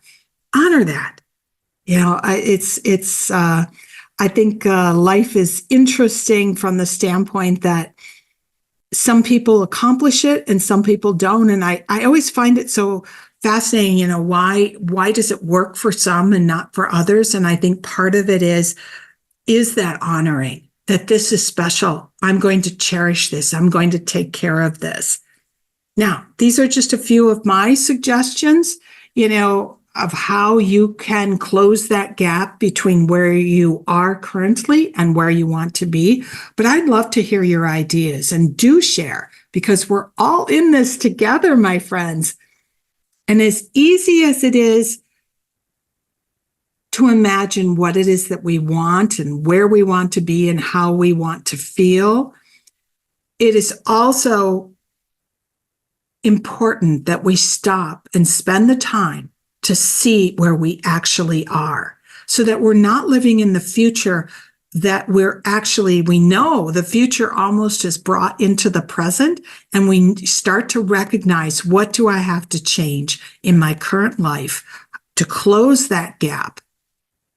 Your gap plan will probably be the most difficult process up to this point that you've done, of all the different steps to designing your own fabulous next chapter. And part of it is because this step is about doing. You've not only created the plan, the gap plan, I call it, but you're actually doing it. And doing always is harder than dreaming. It truly is. It's something that you have to actually live through and change. But if you feel at all like you're starting to get a little bit slowed down, or questioning whether or not your next chapter is going to be as fantastic as you want it to be, keep returning to your vision board. Go back to step number 2 and just imagine yourself as the woman you want to be, experiencing the next chapter that she wanted to create, because you are on your way. I want to thank you. And if you've enjoyed this video, give me a thumbs up. YouTube loves thumbs up, right? And please do subscribe if you haven't already. I absolutely love hearing from all of you. A biento. You've got all the ideas in your head of what it is that you want to create for your next chapter. Your journal is bursting full of ideas, but without a plan, those ideas are just dreams. They're maybe even wishes. Absolutely nothing is going to happen without an action plan. And that is something none of us wants to have happen. So let's get started. Welcome, everyone. I'm Sharri Harmel. I'm your host for the Extraordinary Women podcast show. And I'm so incredibly happy that you've joined me today. And today we are going to dive into what is step 5 of the 7-step framework from my upcoming book, Designing Your Fabulous Next Chapter. If you want to get on the VIP waitlist, just click below. There's a link for you. But let's dive into this step, because this step is all about creating the plan, designing the plan, the big plan for your next chapter, writing it down and laying it out so that you can actually work the plan. Now, just a tiny little review. In step 1, we did the dream session. We came up with all sorts of ideas, mind maps, you name it, whatever kind of came into our consciousness as a possibility. Then in step 2, you actually prioritized your dreams. You took all that dream information and you decided what was most important to you in your next chapter. In step 3, you completed a vision board with all of those priorities that you created in step 2. At the most, we talked about having 4, and some of you might have 1, 2, 3, but at the most 4. Then in step 4, we looked at the gap between where you are right now and how you want to be living. Because we all have to know, where are we right now? What is going on? What is happening? And in that particular step, we explored new habits, new ways of thinking and living so that you could begin to close that gap a little bit. So really talked about exploring how you are currently living, who you are spending your time with, how you are spending your time, so that you could make the necessary adjustments to get you closer to what it is that you want to create in your life. In step 5, this is the time where you put all your dreams into a plan. Remember that phrase? We've all heard it. The dreams without plans are just wishes. I don't want that to happen to any of you or myself for that matter. And I know for myself, and I bet this is true for you also, we have to make concrete plans. Otherwise, we could be sitting somewhere 10 years from now, having a lovely time, but wondering, where did the last decade go? What happened to all the dreams that showed up on my vision board and all the feelings that I wanted to feel that I wrote in my journal, but I did nothing. I did nothing to move me closer to making any of those things happen. Well, this step is all about making sure that doesn't happen. And for those of you that are sitting there saying, oh, that's great, Sharri, but my little plan just isn't all that important. I'm not going to change the world. But you are. The world around you truly will change as you change. And I want to put out there that this stage of your life is just as important as any of your previous chapters. In fact, this chapter of your life is much like when we were all in high school, ready to graduate and thinking about what college do I want to go to? What will I be studying? What kinds of careers might I have? What's life going to be like outside of my parents' home, right? It was such an exciting time period because everything about our life was changing. Well, I have a feeling that that is true for this chapter of our lives also. So don't let yourself discount this chapter as something less than any of your other life chapters. There's a book out there that's getting a good bit of hype. I haven't spent a whole lot of time reading it yet, but I absolutely love the title. And the title is Learning to Love Your Midlife. Honestly, isn't that what we should all be doing? And when you hear that word midlife, I want you to take away the idea that it truly is analytical and you're halfway between birth and death. That's not what midlife means today. Midlife is more of a phase. It's almost a kind of a way of thinking. And that means that midlife, and that book in particular, Learning to Love Your Midlife, can include anyone between the ages of, say, 40 and even 90. How fun. So let's get busy. Okay. Now, you're probably asking yourself, how am I going to take my vision board dreams and create a plan from the vision board? Don't I just stare at the vision board every day and go through my positive affirmations and things will start to happen? Yes, all of that is important, but we need a plan. Absolutely. A daily plan too. And I'm going to go through an example for you that I think will help you to get a little clearer about what is going to be in the plan. Let's just say one of our categories is that you want to become fit and healthy. And that's on your vision board. And on your vision board, you've maybe got some photos of a woman playing tennis or a woman mountain climbing or hiking or whatever. But she looks happy. She looks healthy. She looks strong. And you know exactly how you want to feel. If that was your category or one of your categories, you'd know exactly how you want to feel in that category because you did your journal work and the other steps. It might be that you want to feel strong. It might be, I want to feel confident of my body, whether I'm playing a game like pickleball or I'm playing with my grandkids. I want to feel my health is a top priority in my life. Those are the feelings you want. And now you have to turn that to the next level. Bring it to the next level, I should say. You've done your gap work. You've pinpointed some new habits, new habits that maybe you haven't actually started on yet, but some that you want to have. Those new habits could be a clue as to what you want to have in your plan. It might be that you're regularly working out with a trainer. That's something that you're thinking, that would be a great habit if that was my goal. Might be group fitness classes, because that combines both fitness, fun, and friends, I call it. Maybe you actually have a strength training class that you're doing with a partner. Maybe, a habit is, or one of the things that you want to accomplish is that you feel more flexible. I always say I want to do strength training so that my upper arms don't jiggle when I blow dry my hair. Minor goal, right? So the next step is to create a 90-day plan. And you might say, why in the world, Sharri, 90 days?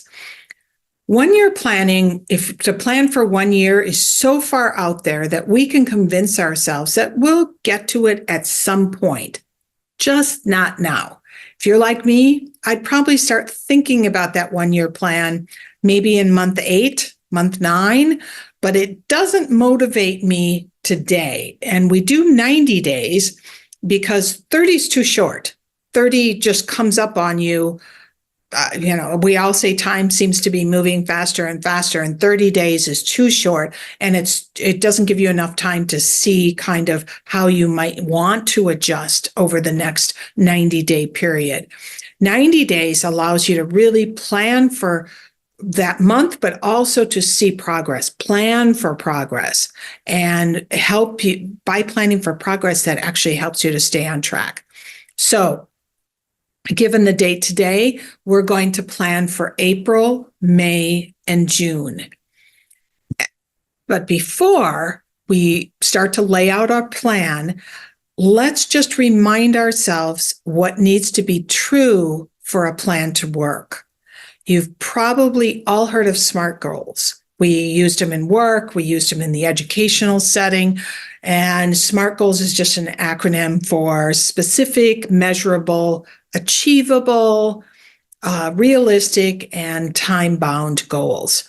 Now, if you like that SMART goal meter, go ahead and use it. It's a bit much for me, too many categories, but if that works for you, go for it. But there's certain questions that I have to ask myself all the time when I'm setting goals.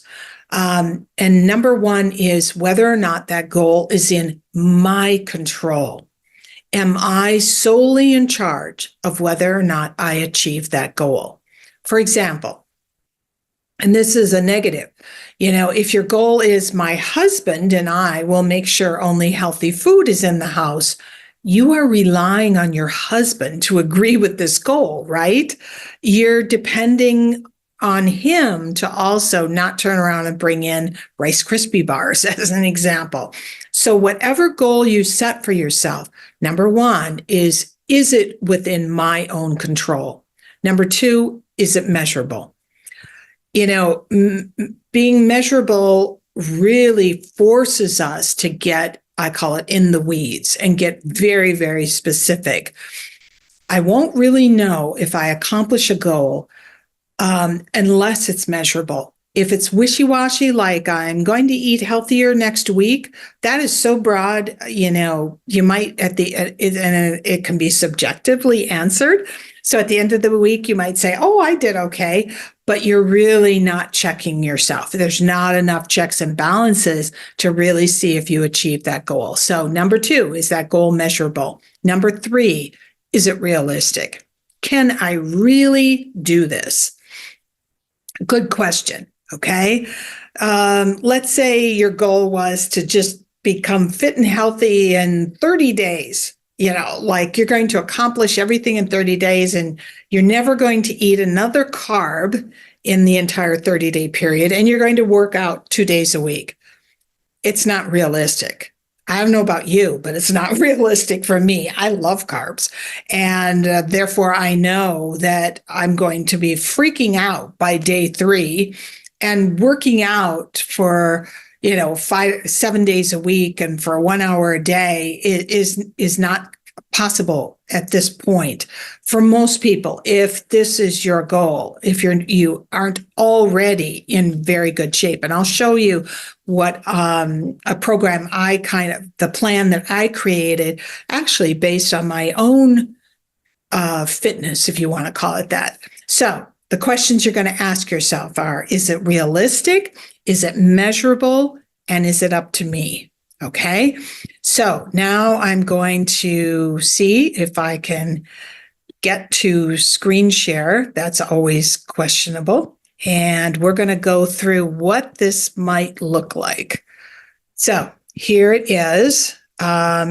This gives you an idea of what the plan looks like. You can see that I created April, May, and June. These are the 3 months.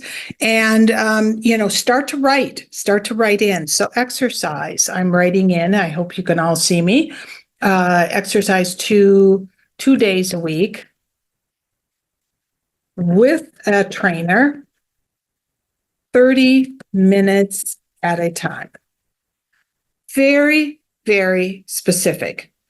Given my personal health and fitness, I know that this is all I can do. I'm using a trainer because I need help, in coming up with a routine, and I need help in how to work the machines. Okay. Now, I have to add a little bit of fun. So I'm going to also put in that I want to explore some sport options. Now, maybe it's swimming. Maybe it's rowing, maybe it's squash, maybe it's pickleball. Sports are fun, absolutely fun. We get to do them with other people. We get to feel a part of something, a part of a community, part of a group, and that's important. It also, to combine a sport with something, I should say the sport combines, the desire to get physically fit or maintain your fitness while doing something that you enjoy doing. So it's going to be a sport that you will love. But let's say in your first month, you're just going to explore options like, where would you go swimming? What kinds of rowing groups are there? Are there squash classes? Are there squash groups? Because I don't know let's say you don't know how to play squash. Where does pickleball go on? Okay, now there might be another one. Let's say you want to drink bone broth. You've heard and read all about bone broth, and you want to drink 1 cup a day. You can see just how incredibly specific I'm getting, right? Makes perfect sense.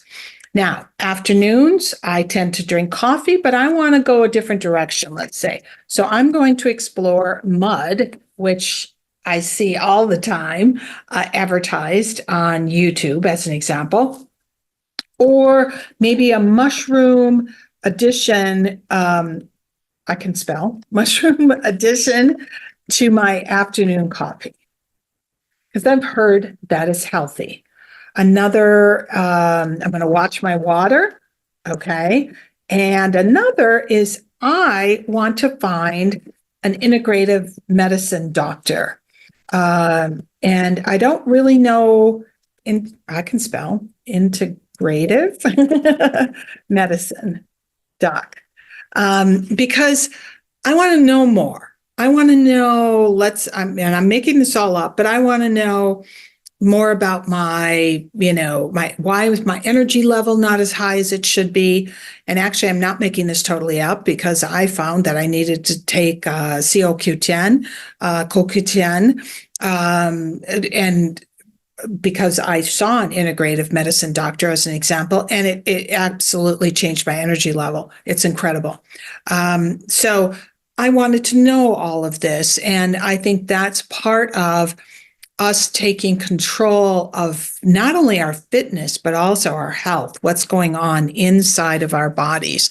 Okay, so that's my category for April. Now, if you go out into May, you might say, and you can see how specific I'm getting, you're going to exercise, let's say 3 days a week, 3 days a week, 2 by myself, and I'm going to do 60 minutes because I think I can do that at that point, 60 minutes, and 1 with a trainer.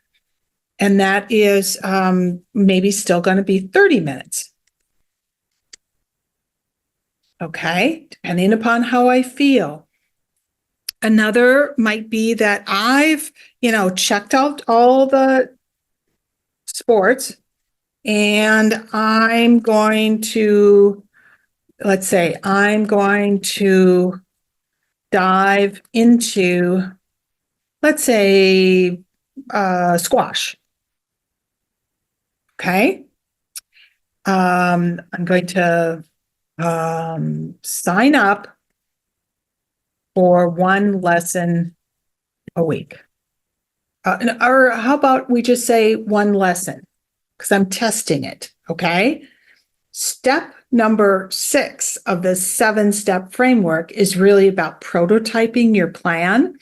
And prototyping means test it out because sometimes we need to change things, right? I think the bone broth is still going. I think my mud is still going. The water is still going. And let's say I found a doc, and have appointment scheduled. Okay, so you see how really detailed the plan is and how the plan builds on itself. So for instance, when you get to, June, now you're in the last month of your 90-day plan, you might be doing 3 times a week, and it might be 60 minutes each time. And you might say 1 with trainer because you like to have that accountability. Trainers, I know they're expensive, but the benefit of trainers and the benefit for all of this is that you have accountability. This plan is providing accountability that you might have for yourself, but also to actually place in your plan little accountability helps. So as an example, when you sign up for a fitness class, you're accountable to that fitness class, right? You need to show up because you signed up, you took a spot, you paid for it. Paying for things often makes us very accountable.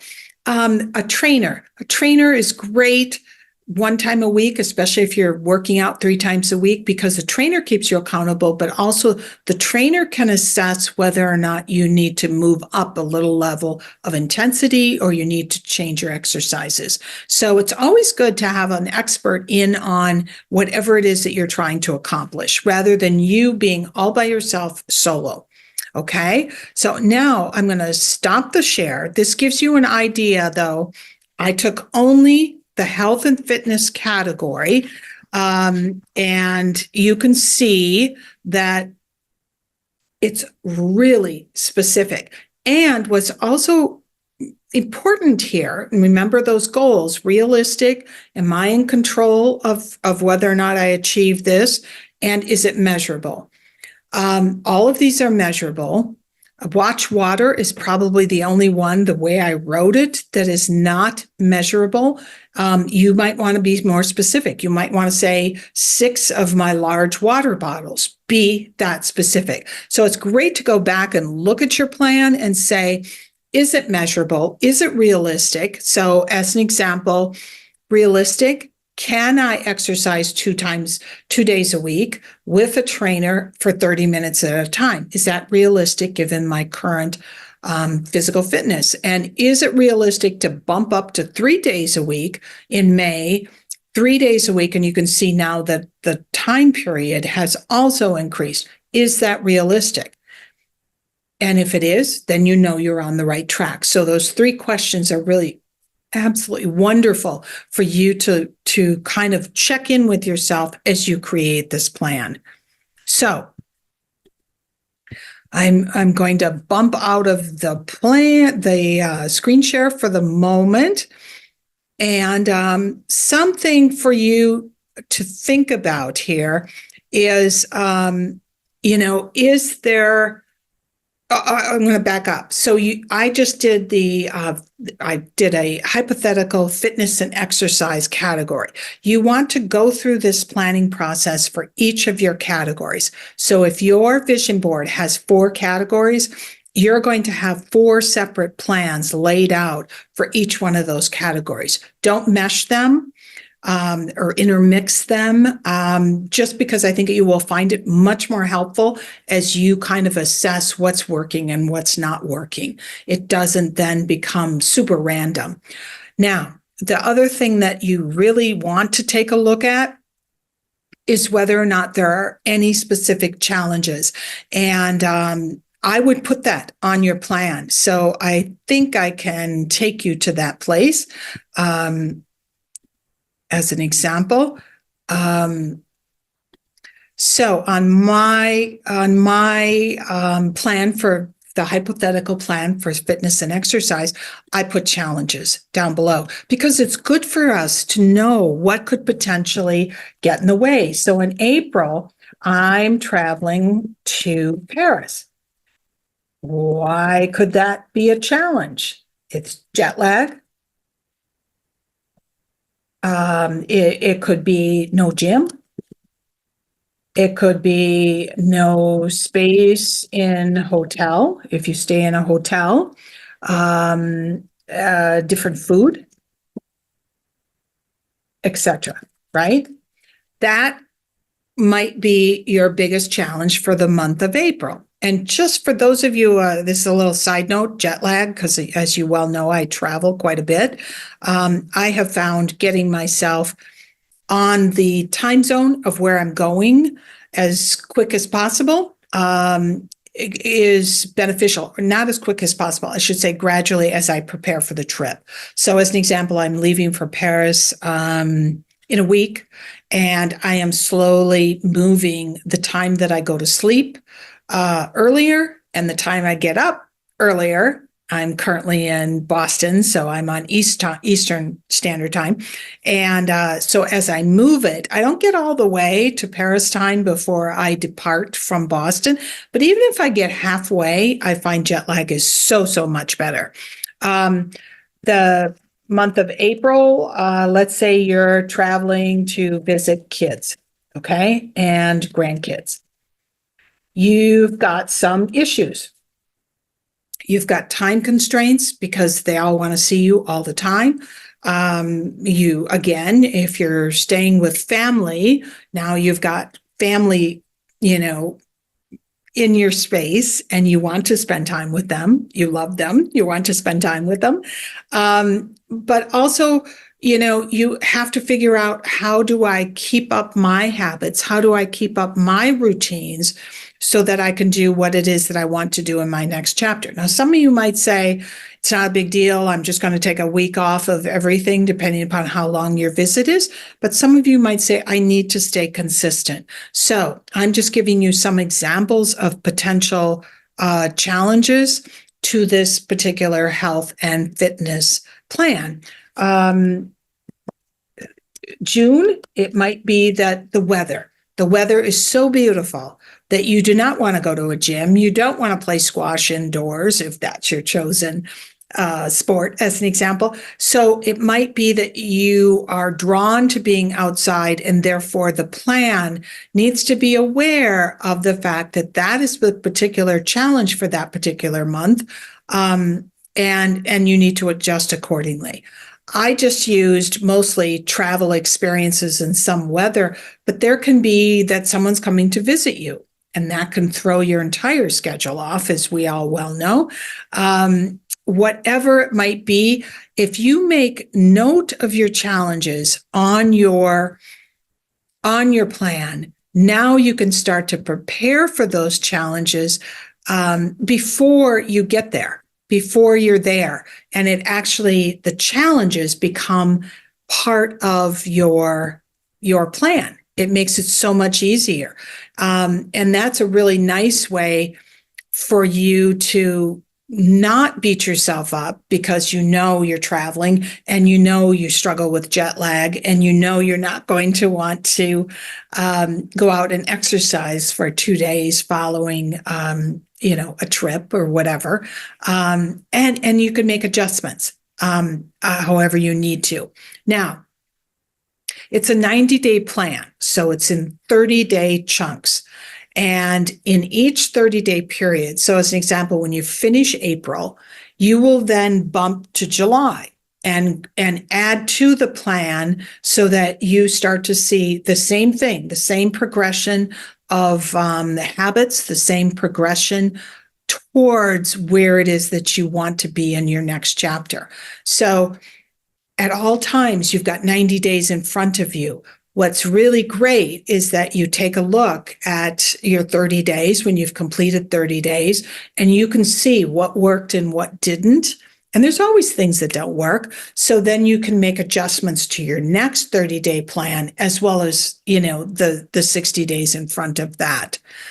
At all times, though, you've got 90 days to look at, to see, and 30-day increments with very, very detailed plans. So great questions for you to ask yourself if you're struggling with, what is it I want to focus on for my next 90 days? Which of the 4 categories do I want to focus on my vision board? Can I do all 4 categories? Or do I really want to focus in on one? Some of the questions that I think makes me think, and therefore you think probably, the deepest is, which of my dreams will I be most proud of creating?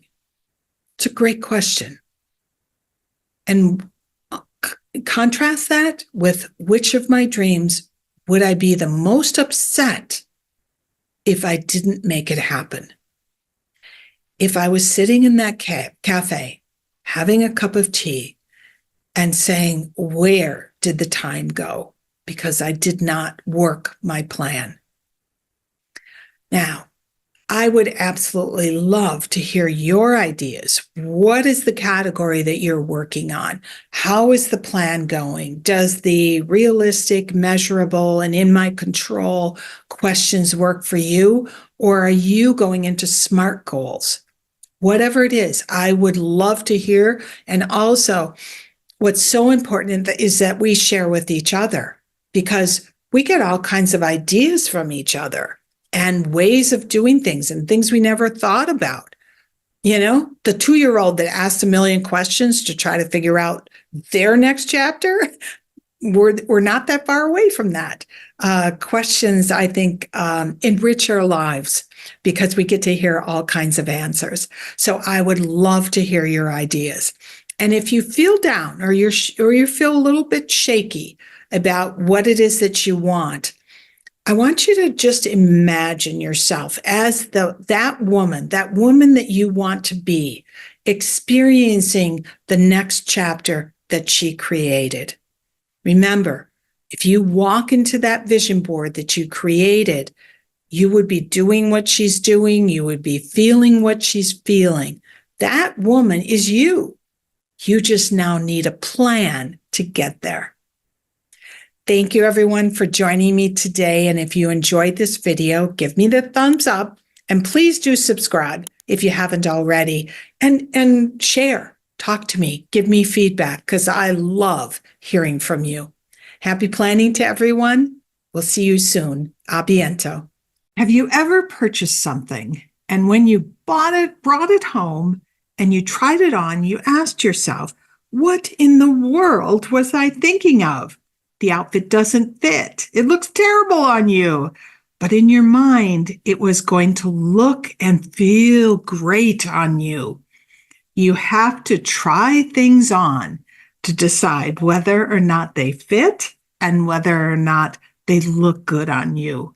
Well, the same goes for your next chapter goals. And that is what we're going to talk about today. Welcome, everyone. I am Sharri Harmel, your host for the Extraordinary Women podcast show. And today we are going to jump into step 6 of my 7-step framework that is all about creating your own fabulous next chapter. This step is about trying on your goals, trying on your plan to see if it fits and whether or not the goals and the plan is as comfortable and amazing as you imagined. In a previous life, I worked as a career coach with university engineering students, and they identify this step as something called prototyping. But what does prototyping actually mean, and how do you do it? Well, you can prototype in many different ways, but basically it means that you take an idea that you have, even a goal that you have, maybe that you wrote out last week when you did your next chapter plan in step number 5, and you try it on. You try on that goal. You try on the tasks that you laid out to see if it feels right, to see if it fits into the life that you imagine for your next chapter. When you try it on, you will know, does it need to get tossed? Does it need to be replaced by another goal? Does it need to be tweaked in some way? Or is it perfect, just as you designed it? So, what are the different ways that you could prototype your next chapter dreams? Number 1, and this is the easiest, probably the simplest way to prototype, and that is to connect with people who are doing the same thing that you want to do. These are like the old informational interviews that we told our kids to do when they were thinking of pursuing a particular career path. Try arranging conversations with people who are doing what you want to do, as well as those who maybe were in it for a while and then chose to move on. That way you can decide what is best for you. You'll get that 360-degree view of what you have on your plan, both those of people who are doing it, as well as people who maybe did it for a while and left it. Also, by talking to people, you'll be building a community around what it is that you're very interested in. You know, whatever it might be, building a community has huge value going forward. I don't care if it's a sport that you want to pursue, like pickleball, or an art career, potentially a side gig, whatever it might be. You'll get ideas and valuable feedback, but also having a community around us, and we have many, right? Because we have many different interests, but having that community is a significant contributor to our own positive well-being. Very important as we move into this next chapter of our lives.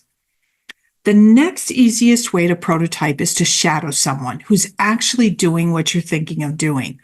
Last year, I was on the most amazing flower garden tour in Provence, France, and I met a young woman who at that time was an executive with a major media company. In her heart, though, she loves flowers, and she really wanted to, on the side, potentially pursue a flower business. What she was planning by the end of our tour was to take a sabbatical from her corporate job and shadow one of the women that was actually leading the flower and garden tour, just to see what is it like to own a flower shop? What is it like to do tours, garden tours, flower tours? What is that? What does that look like? What does that feel like? Shadowing someone really gives you an opportunity to look behind the scenes, sometimes of what you don't hear when you have a conversation. You'll get to step into the dream as though, that is your job. And that really helps you to be realistic about what's ahead and to make the decision, do I love the day-to-day work that is involved if I pursue that particular dream or that particular plan? Now, another type of prototyping is trying something out without making a huge financial investment. And I'll explain why that's so important. Say it's a side gig that you have an idea for. Maybe it's Etsy or it's an Amazon shop, or you want to start a podcast, or you want to run tours to France because that's a place you've visited many times, you know it well, and you love it. Maybe you just want to do cooking classes out of your home. I suggest this because it's an opportunity for you to dip your toe into the pool where you want to be. You will learn so much about what is this all about without putting your finances at risk. And as we move into this stage of our life, the one thing that I've noticed is that I can't make up for mistakes, financial mistakes, as quickly as I could when I was in my 30s, my 40s, and even my very, very early 50s. And so consequently, financial risk is a much bigger deal when you reach an older age than it is when you're younger and at the beginning of your career. Someone I know, I've known her for years and years, didn't do this. And I'll give you a kind of paint the picture of what this looked like. Let's say her name is Mary. I need to keep confidentiality here. Mary always loved to shop and to decorate homes, but her day job, which paid immensely well, had nothing to do with decorating or design. Because she made really good money, though, she decided that she wanted to try it out. And I say try it out with quotes because she actually opened a retail decorating shop. This was not a toe dip, right? She rented a space, she bought inventory, and she even hired a friend to run the shop. I should add that the friend also didn't have any retail experience. This just sounded like a really good idea, right? Well, after a few years and loads of money spent, Mary had to close her shop. And I found that so sad because it was completely possible that if Mary had started, say, with an online shop, or maybe had done a once a month, pop-up in a local warehouse, or shops do that all the time, usually empty spaces, that would have given Mary the opportunity to figure out, A, if she was suited to the retail business, and also to grow a following so that if she decided to open a retail shop where you take on all of the expenses associated with renting a space and hiring staff and opening hours, all of that, by doing something like a once a month pop-up or doing an online shop, it would have helped her to see, do I have a large enough following here? Do I have enough people who are going to buy what it is that I'm selling that this can be profitable? When you stick your toe in, you're not taking on the financial commitments that you take on when you take a deep dive right into whatever it is that you want to do. So trying out your ideas without going all out, especially financially, can help you decide if your next step is that you want to commit the funds and jump in 100%. Now, let's say you want to run cooking classes out of your home. How could you prototype that? Well, some idea might be to share what you want to start with your friends, and tell them you want to create this side gig, but you want to know if they'd be willing to kind of be guinea pigs and give it a try so that you could test out your business idea. Make it free for them, but run the class as if it was a paying cooking class.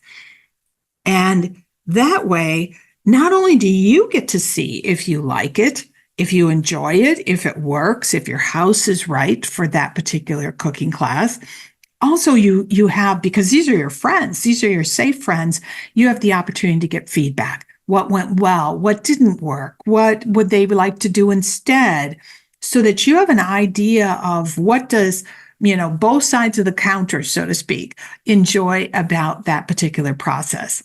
Now, let's say you just want to learn a new language. Start with a community college class, or even, an app like Babbel, something like that, just to see, what is this going to be about before you commit to, an immersion program in the south of France for 3 months, as an example. Now, maybe you dream of moving to another country or another area in the country that you currently live in.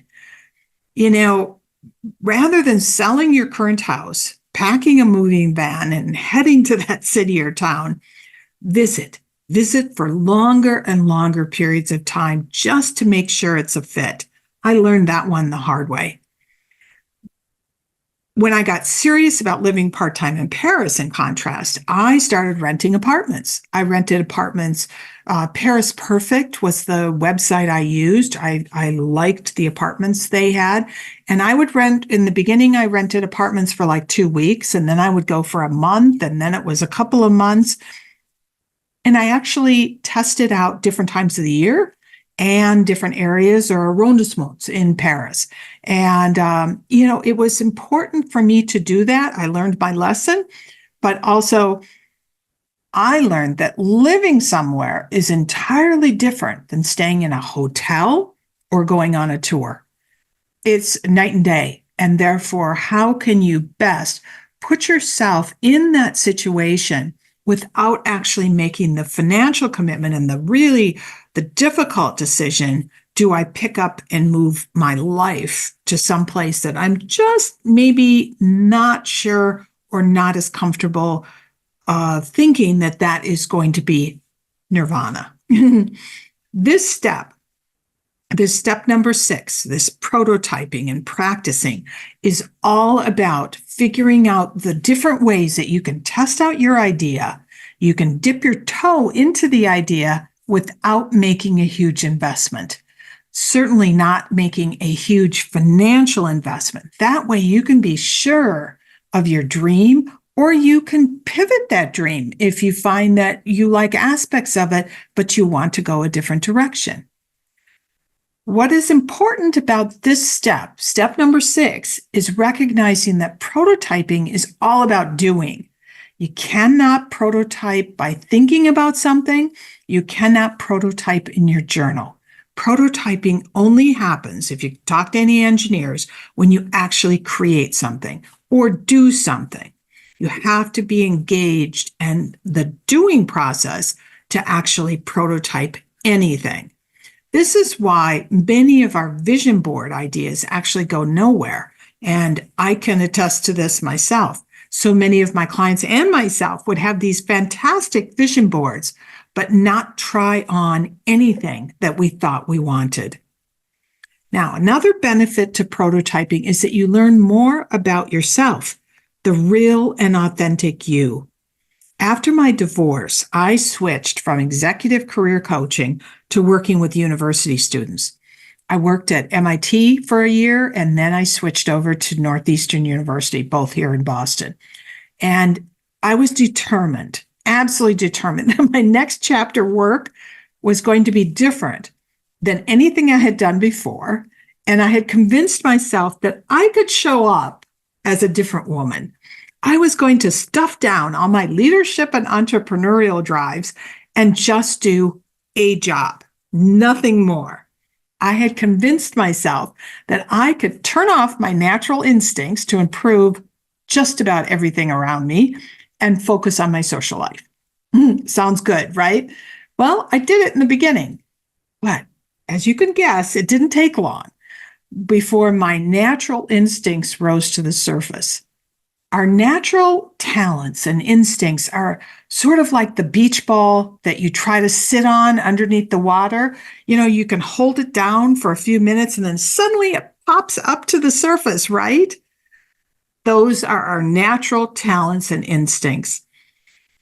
As an example, it didn't take long, and I created a new alumni panel at MIT. And after working at Northeastern for less than a year, I was in charge of rolling out a brand new online career coaching program for students. And that was 4 years before COVID hit. Now, I have to say, I loved working with students. So there were aspects of the job I absolutely loved.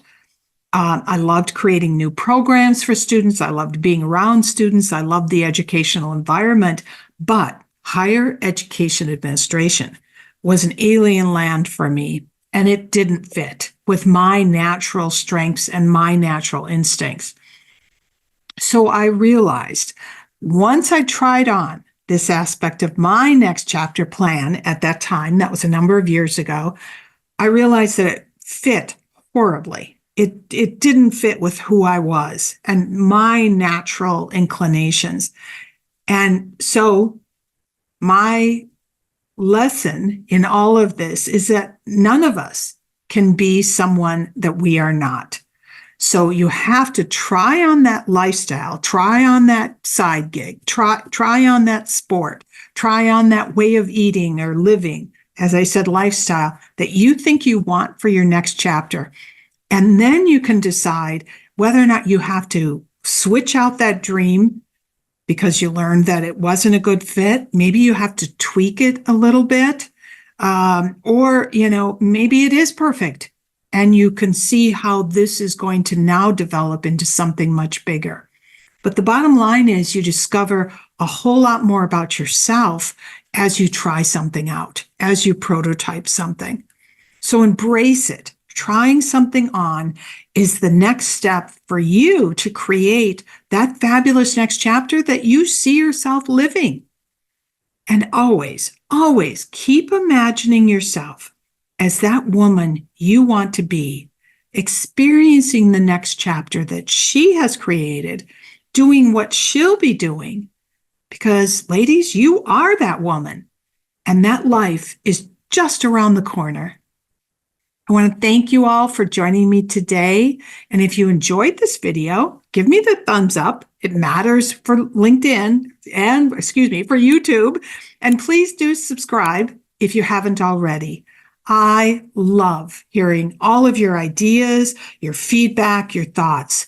We are a community. We are another community that is all about supporting you to create your own fabulous next chapter. So happy prototyping, everyone.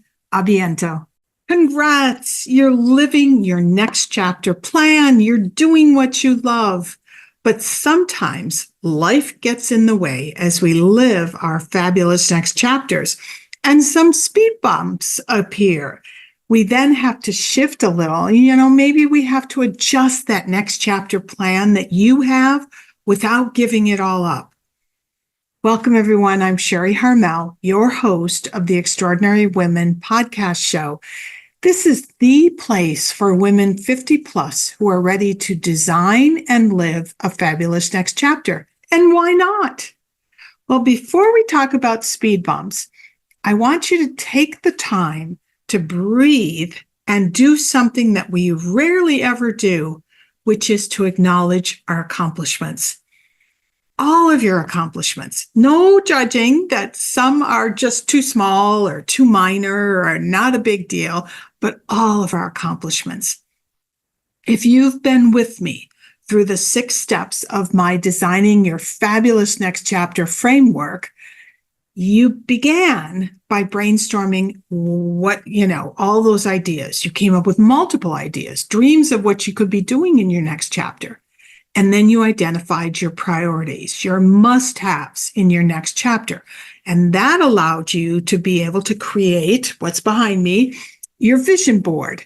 It may have been that you needed to take care of certain relationships, or you had to live in a certain place, or maybe self-care is a top priority. It could be financial or even some form of giving back, whether, an organized nonprofit or something much less formal. What was important in step 2 was that you pinpointed your non-negotiables at this particular time of your life and really focused on what are your must-haves. Now, next, you created and probably have now incorporated some new habits with the intention to close the gap between where you are or where you were and where you want to be. Hats off to you, or as we say in Paris, santé. Healthy new habits are a huge shift, and often they're hard, really hard. So whatever you've accomplished in this area is huge, and it needs to be celebrated. Now, it might be a new schedule that includes, time to do what it is that you want to work on in your next chapter. It might be that you have now finally fixed your schedule, so to speak, and not wasted time with people that really don't support you and don't want to live the next chapter of their own lives with the same kind of passion and focus that you want to live yours. Or maybe you're doing things that, didn't add anything to where it is that you want to go. And you've now eliminated that. That is amazing, truly amazing. And you need to acknowledge yourself for that. Then you actually wrote out your next chapter plan and you prototype that plan. I love that word, prototyping. Sort of life is a prototype, right? Well, you prototype the plan that you created to make sure that it fits you as well as you expected it to. And if there were any changes that needed to happen, you made that happen. These were the major steps that you took to shift yourself into a new next chapter that you actually love living, and you need to celebrate all that you have accomplished. So how to celebrate? How do we celebrate? I want you to do something for yourself, by yourself. Getting someone else to tell you that you're amazing, is wonderful. Of course it is. And it's always welcomed, right? But it's never as impactful as when you acknowledge yourself to yourself. So maybe it's a beautiful walk out in nature. Maybe it's writing a love note to yourself. I always write to myself when I travel. You can see right here, I've got a letter to myself. When I'm in Paris, I send it via the mail to myself. And when I'm in Boston, I do the same thing in the reverse. And I have to say, I've done this for years, and it's actually shocking how lovely it is to receive a letter to myself in the mail with some thoughts that I wanted to share at that particular moment. So write yourself a love letter, so to speak, an acknowledgement letter, a celebratory letter, and send it to yourself via the mail.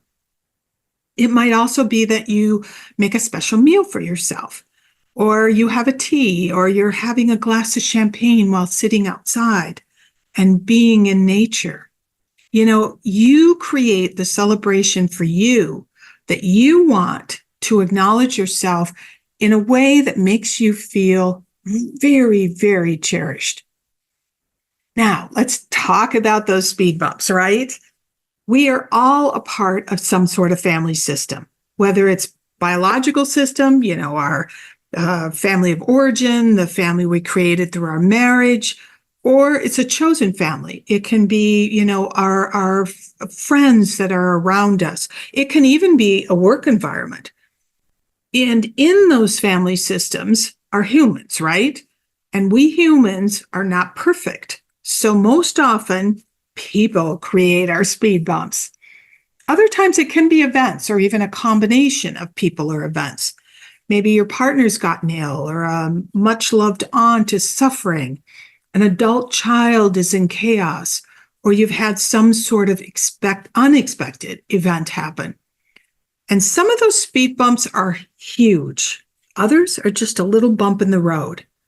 All speed bumps, though, when we're driving along and we come upon a speed bump, when we're driving, we want to stop. It requires us to do something different. And we're recognizing that little mound that's in front of us on the road. And we realize we have to slow down. We have to curve out of the way. We have to stop and then slowly go over the speed bump. But with speed bumps, we have to pay attention. We have to notice it. And if we don't, we go barreling over that speed bump. We've all done it at some point in our lives. The car's shaking, we're shaking, often our teeth will, clack together, whatever it might be. If we don't pay attention to it and we don't notice it, it can be jarring. All speed bumps really require that we embrace it, but yet we don't give up on our pathway. Just as you're riding down the road and a particular speed bump occurs, you don't stop and reverse and decide, gosh, I'm not going down that road. You just figure out a different way to get there. Absolutely the same on our next chapter dreams. We have to accept it, be aware of it, probably make an adjustment, shift, look for other ways to live that next chapter life that you want to live as you go over that speed bump. Remember the serenity prayer? I have it on my vision board, actually in the border around my vision board. That was way back in step number 2. And it is, grant me the serenity to accept the things I cannot change, the strength to change the things I can, and the wisdom to know the difference. I absolutely love that prayer because it's a constant reminder. I'm one of those people that always thinks I can fix things. I think a lot of you are that way. We've done it our entire lives, but sometimes we just have to let go. Here's an example from my own life. 5 years ago, my daughter married a very controlling man who actually demanded that she cut me out of her life. I knew I was out of her life, and as painful as that was, I truly had no idea how abusive this man was because we had no contact. Well, last June, she finally had the courage to leave him. She left with all her kiddos, I'm telling you, absolutely nothing, and immediately reconnected with me. Well, up to that point, I had accepted the loss of my daughter and her children in my life. It was painful, but I couldn't change it, right? The serenity prayer. You can never change someone else, right? I traveled to Minnesota to see my son and his kids for short visits. And when I did that, I usually treated myself, and I'd stay in a very nice hotel so that, it was a vacation of sorts. And I knew it was painful for me to go back to Minnesota and not see my daughter. I also, during this time, this 5-year time period, I, was able to spend 90 days in Paris and then 90 days back in the States. And that was my routine, 90 in, 90 out. But suddenly everything shifted. That when my daughter returned to my life with, believe it or not, 6 children, it was an immense speed bump that everything shifted. I had to be in Minnesota more often for longer periods of time. I was buying clothes and kid things for my daughter's children. And I had to spend time with my ex-husband, which I hadn't had to deal with for the past 10 years. Yikes, right? Well, I went to my priority list, and I'm sharing this with you just to give you an example. What do you do? What do you do when that huge speed bump occurs or shows up right in front of you? I went to my priority list. I connected to my feelings. And remember, your vision board is all about the feelings that you want to feel in each category on your board. My case is 4. I felt I couldn't give up my life in Boston and Paris and move to Minnesota. Minnesota just has not ever been a happy place for me. But I had to change and I had to shift something. So what I decided is, and I've done this now since July, is I now spend 1 week a month for the time being in Minnesota to help my daughter. I purchased an inexpensive co-op apartment so that I wouldn't have the huge costs of a hotel, and I'd still be able to make a little home for myself. And that was important. That was part of this whole exercise, was recognizing that I needed to continue what I want to do, which is my business. And in order to do that, I needed to have a quiet space. So that was part of the decision, I guess, based on priorities. I also learned that I go back and forth to Paris now for 2 to 3 weeks at a time, rather than 90 days at a time. I have to be more flexible with my schedule than I ever was before. I've also shifted the Extraordinary Women magazine into a book, and I moved the podcast from just audio over to YouTube so that, I can interview people. You can see me, you can see who I'm interviewing. And that also gave me an opportunity to not be so reliant on interviewing people in person. So do you see how I didn't throw away my next chapter dreams when that huge speed bump, showed up in my life, which is actually a good speed bump. I had to shift. I had to do something different. And my 1-year vision board, which is behind me, still has all the feelings that I want in each category that are top priorities for me. But to get to that place, I had to go back. I had to return to my priorities, which is step number 2 in the creating your fabulous next chapter framework, and adjust how I was going to get to how I wanted to live in my next chapter, all the while still supporting my daughter and her children. Now, Kelly wasn't on my previous priority list because she wasn't in my life. But thankfully, she is once again, and that was the speed bump.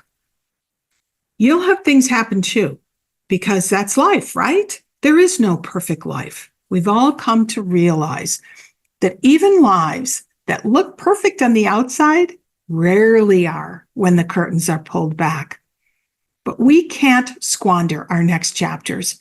We are trailblazers, ladies, pioneers, if you will. I love that phrase.